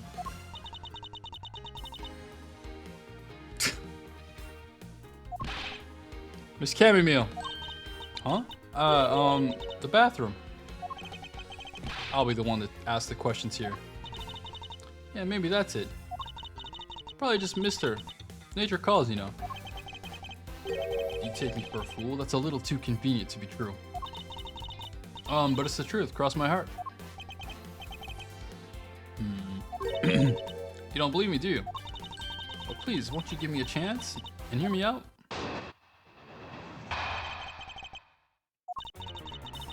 Look, I know you're suspecting me because I'm one of the crew. But you'd think then maybe you should all suspect Miss Rhoda too. She's the one in charge of the elevator keycard and the shop, you know. If you ask me, that makes her super suspicious. Please, leave Miss Tenero out of this conversation. Only you are under suspicion for now. I don't get it. Why are you covering for Miss Rhoda all of a sudden? Oh, now I get it. Maybe you've got your eye on Miss Rhoda. Of course I'm keeping an eye on her. I can't very well let her escape, can I? Never mind. But you want to know something? Miss Rhoda actually kind of... I have absolutely no interest in people who can't appreciate my sense of design. Oh...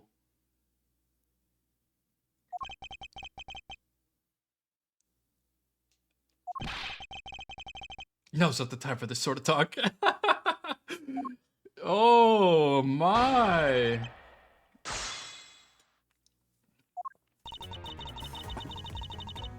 Hold it. Hold it! Edward blew it, dude. It's not the only reason I have for suspecting you. Your statements regarding Miss Hicks also turned out to be a bunch of lies.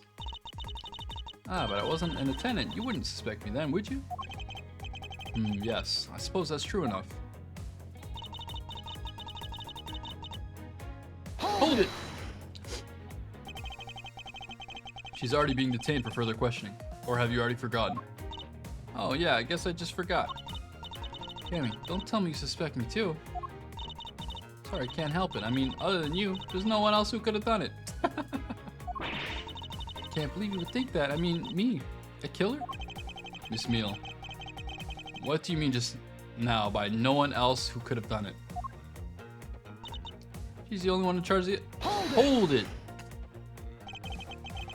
And what are you in charge of, Miss Meal?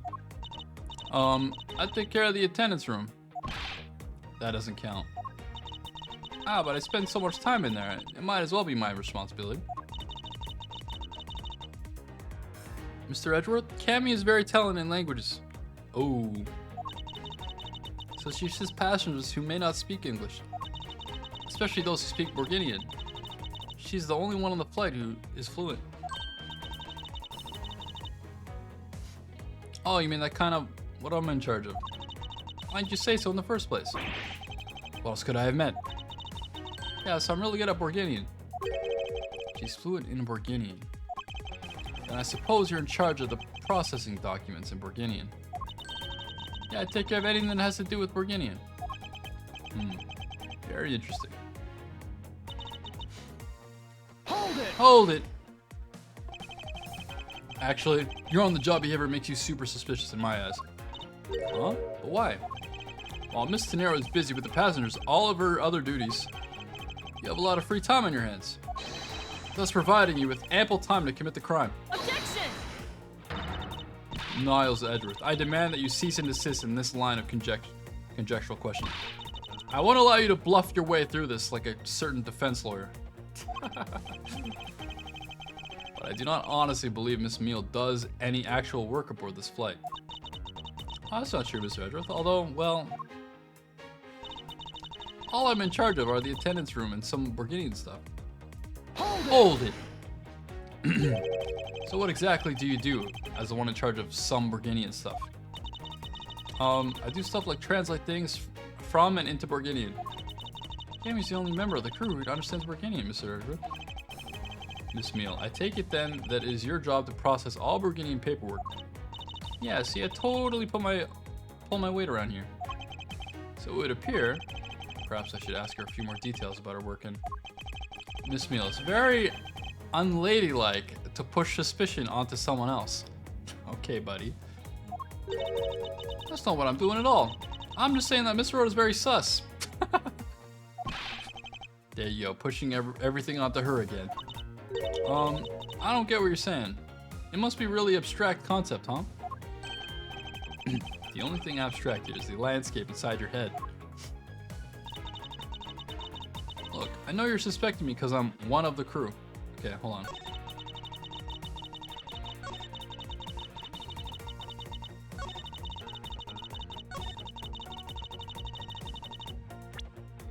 How about this then? I don't know if this is too early. This might be too early.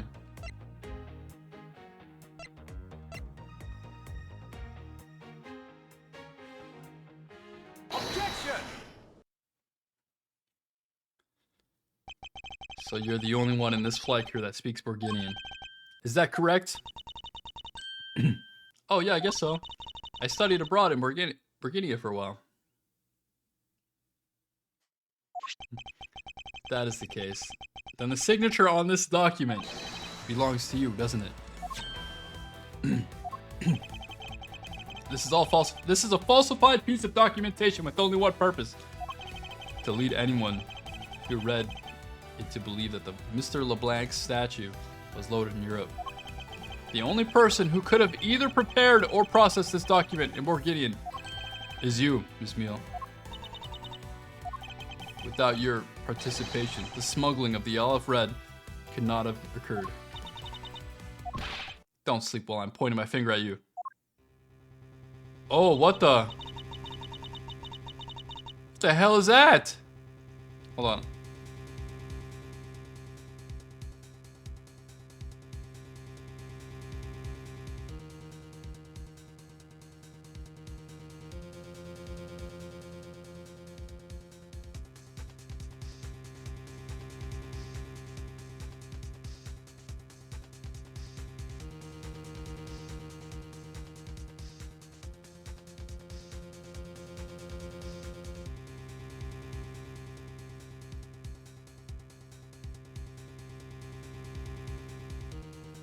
Blowing bubbles now. I wouldn't dream of falling asleep on you, Mr. Edgeworth. Whoa.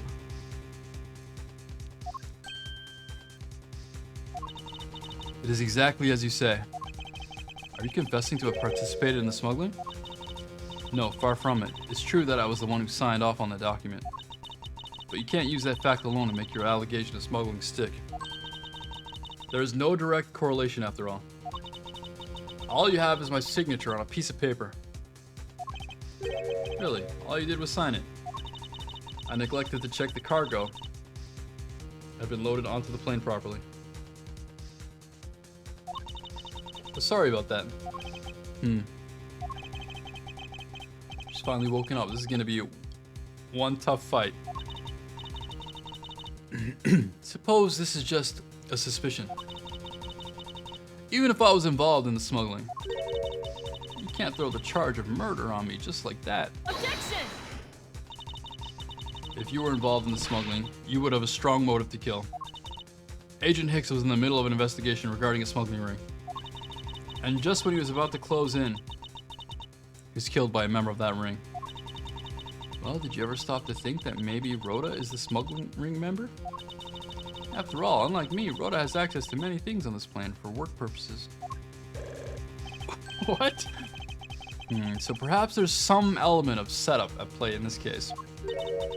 What are you talking about? Don't worry, I wasn't talking about you. I meant the killer. First, it was myself, and now it's Miss Tenero, who's under the microscope. Seems to me that our killers go to great lengths to pin this crime on anyone they can. You have no proof that Rhoda's being set up, or that she isn't. Actually, I believe that she was indeed the intended target from the very beginning. I believe that the plan was to push all the blame for the crime onto her. And this evidence will prove my suspicions. This proved the killer was out to frame Miss Tenero from the very beginning.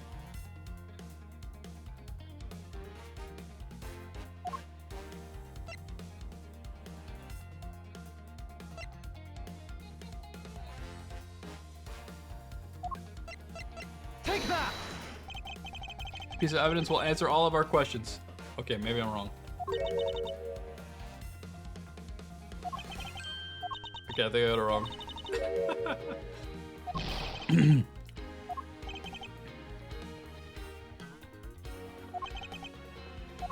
Unaccounted for evidence. That's a pretty big hint. The phone?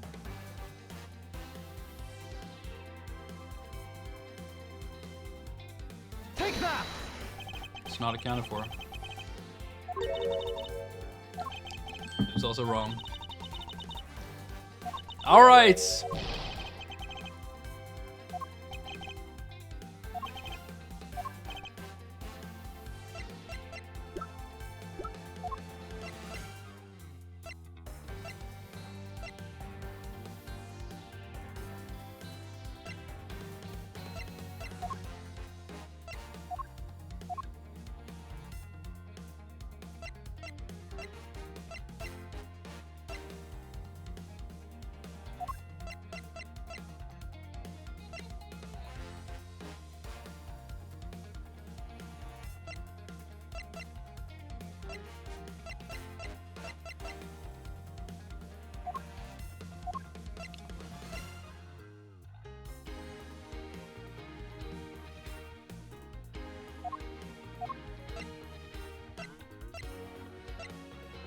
Take that!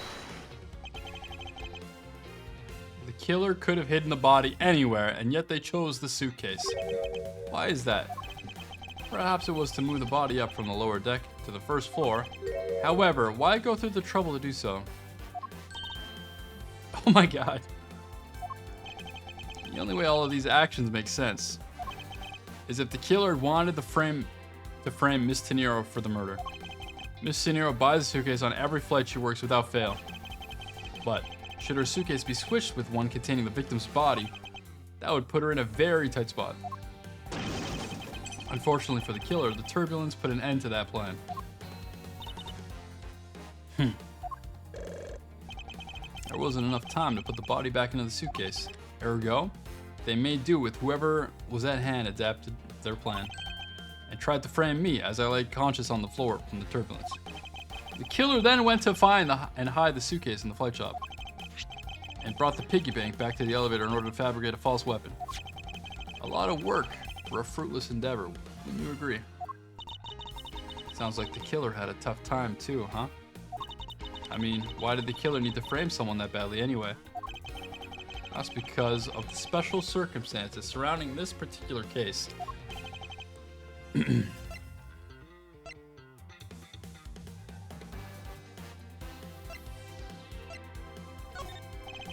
killer was at a loss of what to do with Agent Hicks' body. But as it just happened, there was a bunch of empty suitcases nearby. Being a skinny man, the killer thought to put his body in the suitcase and hand it off. You mean that the whole plan to frame someone was an elaborate coincidence? No, that's not what I said. You've wrongly deduced my meaning, Miss Meal. The one with the wrong deduction is you. Think before you speak again. What?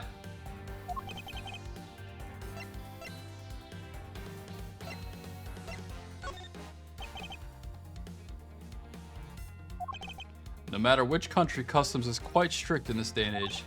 So no matter what you do, the chances that the body will be found is very high. Therefore, there was no choice but to frame either Miss Tenero or myself. In other words, the only one who fits within the boundaries of the criminal movements is not Miss Tenero or myself, but you, Miss Cammy Meal. Only you and you alone could be the killer. And? Are you done already? I was about to fall asleep again. Anyway, let's be honest here. You don't have anything on me, other than a whole lot of circumstantial evidence. New song? I can see the outline of how the murder occurred, but I have no definitive evidence. And isn't there a piece of evidence that's still unaccounted for? Something I still can't quite fit into the big picture. The phone, dude! She's got the phone, bro! I don't have any actual evidence. I thought not. But that's because it went missing and still is. What do you mean by that? In the complex puzzle that is this case, there was one piece I kept getting stuck on. And that is the victim's cell phone. Francisco, you were waiting at the airport for a phone call from Agent Hicks' cell phone. Or at least that's what you told me. Is she gonna make her call it? Francisca, call the phone. Cannot be found at the crime scene. You mean the killer took the phone with them? Precisely. I suspect that if we were to find the phone, it would lead us to the killer. Haha, come on, get serious. If the victim fell to his death from that height, wouldn't the phone break as well? We won't know until we try a little experiment, will we? Francisca, I'd like you to ask for your assistance. You know the victim's phone number, do you not? Of course I do.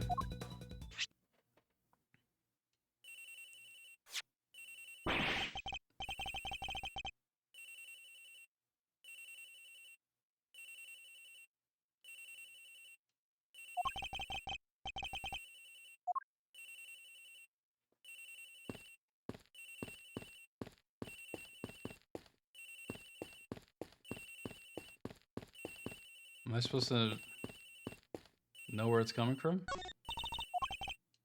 Wake up. I got sleepy all of a sudden because it sounds like a lullaby I used to love as a child.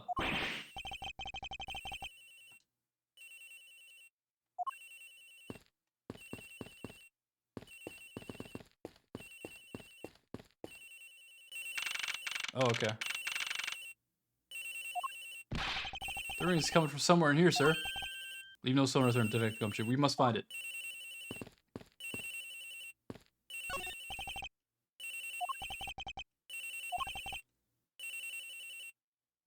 Oh, God.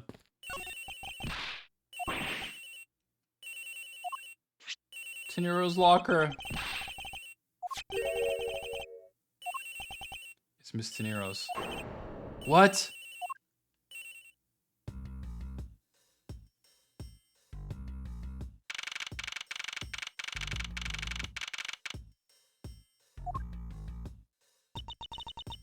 So, Mr. Edgeworth, how did it go? Where did you find the phone? I found it in the flight attendant's room, in Miss Tenero's locker. What? But... Rhoda Tenero. I don't know anything about the phone. It wasn't me. It wasn't me. Miss Von Karma, is it? I suggest you arrest Miss Rhoda Tenero right away. Objection! Wait, I have a theory. This is related to the incident with the keycard.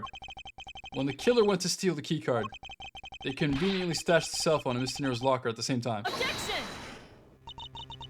This is related to the keycard, all right. In the same way that we have zero proof that the killer did just that. The only voice that sings the truth is evidence. That is the one bird we cannot ignore.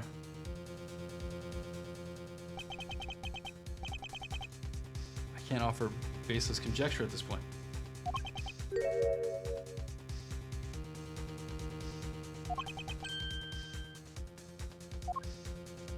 Hold it! What now, Miles? It's not over yet. We have yet to figure out why the killer took the phone. What? Inside this phone lies the final piece of incriminating evidence that will point us to our killer. We need to examine this phone in more detail.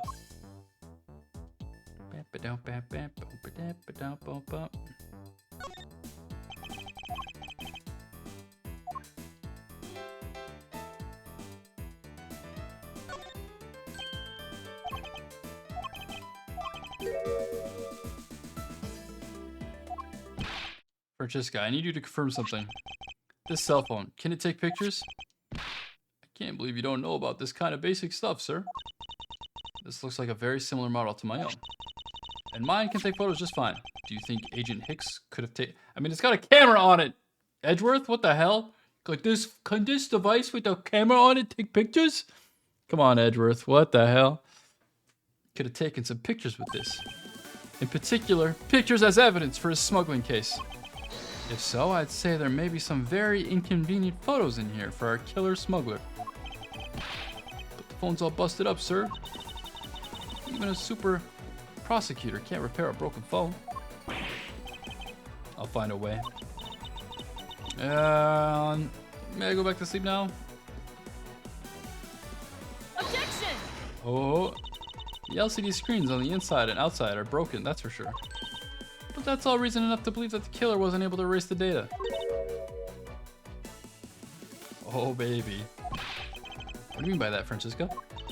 It looks like our killer isn't very familiar with electronics. His phone still rang when I called it, meaning that only the LCD screens are broken. It's possible that the photos are still there inside, waiting to be accessed. They're inside the phone? Crack it open. Your phone, if you please. Very well. transferring. Alright, displaying it now. This is... Agent Hicks is most certainly trying to obtain some evidence for a smuggling case. Hey, the Isle of Red's nowhere in the pic, sir. This has no meaning as a piece of evidence in this murder case, right? Ouch, he's right. There's not much we can find out from this about Agent Hicks' killer, sir. Is this it? Is this the end? Nah, don't give up. Don't give up, man!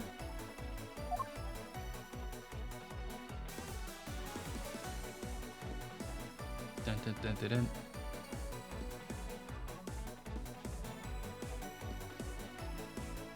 Give up!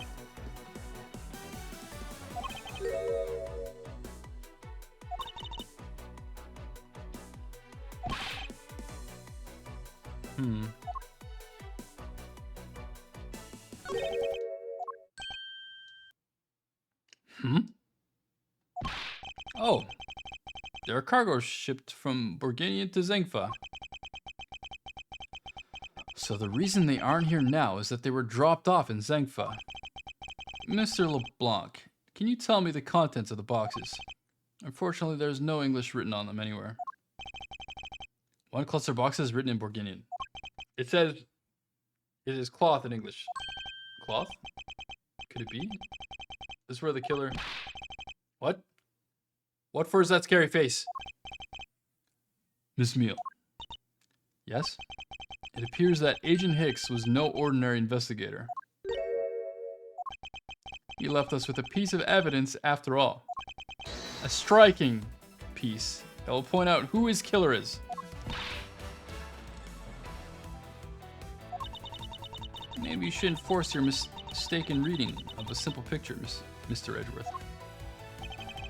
The beginning cargo and this piece of evidence will point us straight to the killer.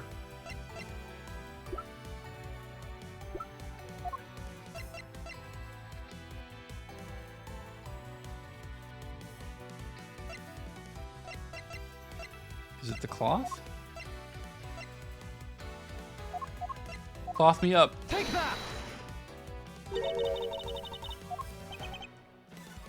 To wipe out the blood they'd spilled. But there was one thing that bothered me this whole time. Where did it come from? She's the only one who could have known that it was cloth. No one else could read it. Except for that dude. The cargo that was unloaded in Zengfa had cloth written on it. In Borginian, that is. And this is where the killer grabbed the piece from to clean up the blood with. That's right. The killer was someone who could read and understand Borginian. And the only crew member that fits that description is you, Miss Cammy Meal. That's pretty flimsy. The killer probably searched through all the boxes looking for something to use. When you're frantic, you don't care if the box is English or Borginian. Objection! Sorry, but I cannot agree with your assessment of the killer's indiscriminate nature. What? There was no need for the killer to tear through boxes at random at all. And if the killer supposedly could not comprehend Borginian, well then... logically, the killer would have opened this box first. Take that! The one that says bed sheets. It says bed sheets in English right on the box, sir. Precisely. And bed sheets would be perfect for cleaning up blood, wouldn't you say? So what are you trying to say? That if I were the criminal, this box of bed sheets would have been what I would have spotted first. However, the killer chose to use some Borginian cloth. Do you have any explanation for that? The killer didn't want anyone to know that the real scene of the crime was this cargo hold. So they were afraid to leave signs of the box where the sheets have been opened. However, the Borginian cloth, well, that's a horse of a different color. Because the killer knew that it was going to be unloaded in the Republic of Zengfa. That's right. That is why the Borginian cloth was used. And the only Borginian reader on board who could have made such a calculated decision is you, Cammy Meal. You and you alone. It would be very easy for us to confirm if any of the boxes were resealed. All we would have to do is contact the Zengfa authorities in time. We may even find other evidence to incriminate our killer with those boxes. Grr. So what do you say, Miss Meal? Why not confess to your crime here and now? Or would you rather wait and see what we find out from our investigation in Zengfa?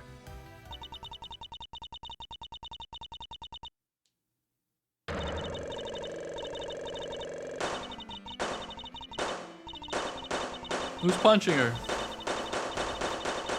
Why is she getting she's getting beat up?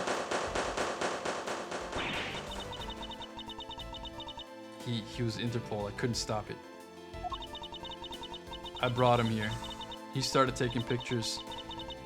I couldn't be found. I was scared. I was in trouble. I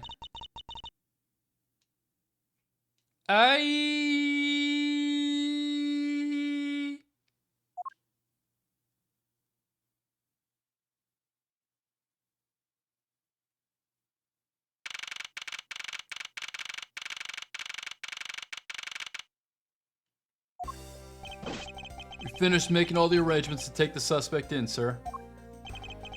Very good, detective. What about the smuggling route? Did you say anything about that? They're taking her down to the precinct now. Hopefully we can get more out of her there. Whenever we even approached the topic, she just started foaming at the mouth. It was scary, sir. She probably wasn't prepared to commit a murder all of a sudden. One thing is for sure, the ring behind this whole mess means serious business. It looks like there's a lot more to this case than meets the eye. Mr. Edgeworth, I just wanted to say how much I appreciate everything you did. Thank you very much. It was nothing. In fact, I should be the one thanking you for your cooperation.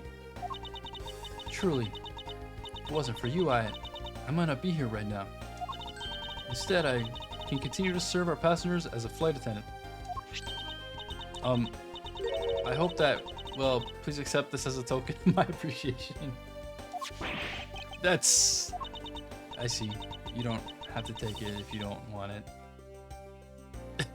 Bruh. No, I mean, I would never turn down a lady's generous offer. Oh, thank you. I'm sure it will serve you well. And remember, we here at GoYu Airlines are always ready to serve, Mr. Edgeworth. Thank you, I'll keep that in mind. Now I must bid you farewell. May all your skies be blue, no matter where you go. She just guilts him into taking one? Can't believe we wound up investigating the whole day, sir. But boy, was it fun. Speak for yourself, my day was filled with earthquakes, elevators, and false charges. By the way, where's Francisca? Oh, she's filling out some customs paperwork for her departure. Departure? Yeah, Miss Von Karma is always really busy, sir. She's been flying from country to country to chase down some leads regarding her case. Detective, can you cancel the car I had you reserve earlier? You got it, sir.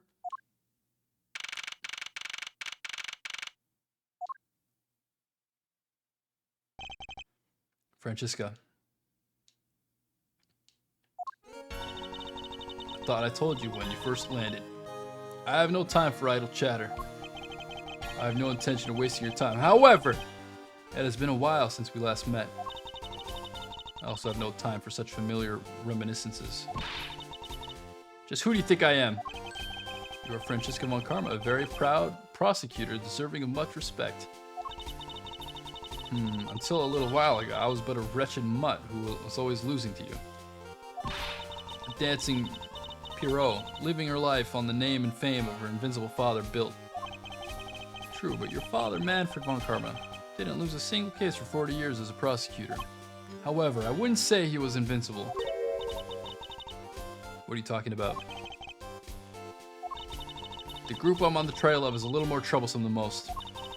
The smuggling route we found this time is only one silver of the big picture. Sliver. Sounds like a dangerous assignment. You really don't have to worry. I can take care of myself. Yes, I suppose you can. Plus, there's another agent on the case with me. Oh, another agent? He's a star among Interpol agents. And he has the highest successful arrest rate. Who knows? You may even run into him one day. Hmm? I was simply caught up in this one case. I hardly see why we would cross paths. I suppose... But I doubt he would say the same. I'm not following you. You'll understand soon enough. The fight has only just begun, Miles Edgeworth. I'll be back in the country soon enough. And when I am, you can be sure I'll pay you back. In full.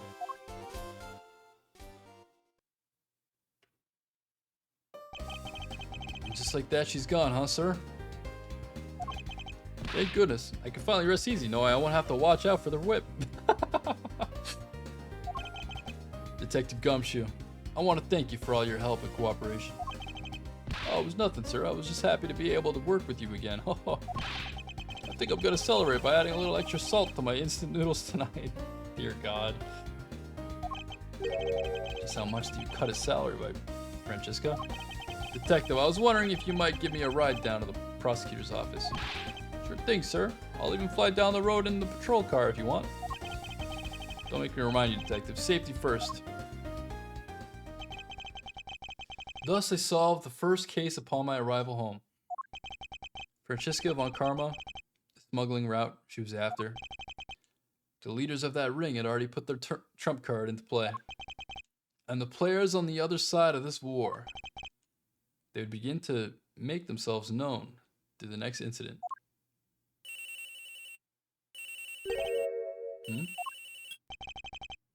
Edward speaking. Ah, finally. I called who knows how many times earlier, but I couldn't get through. And you are? Ah, have you forgotten my voice, Miles, my boy?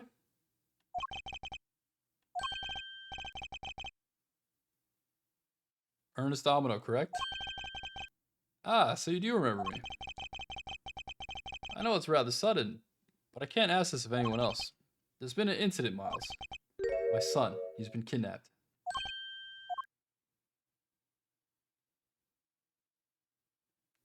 Oh! Until next time.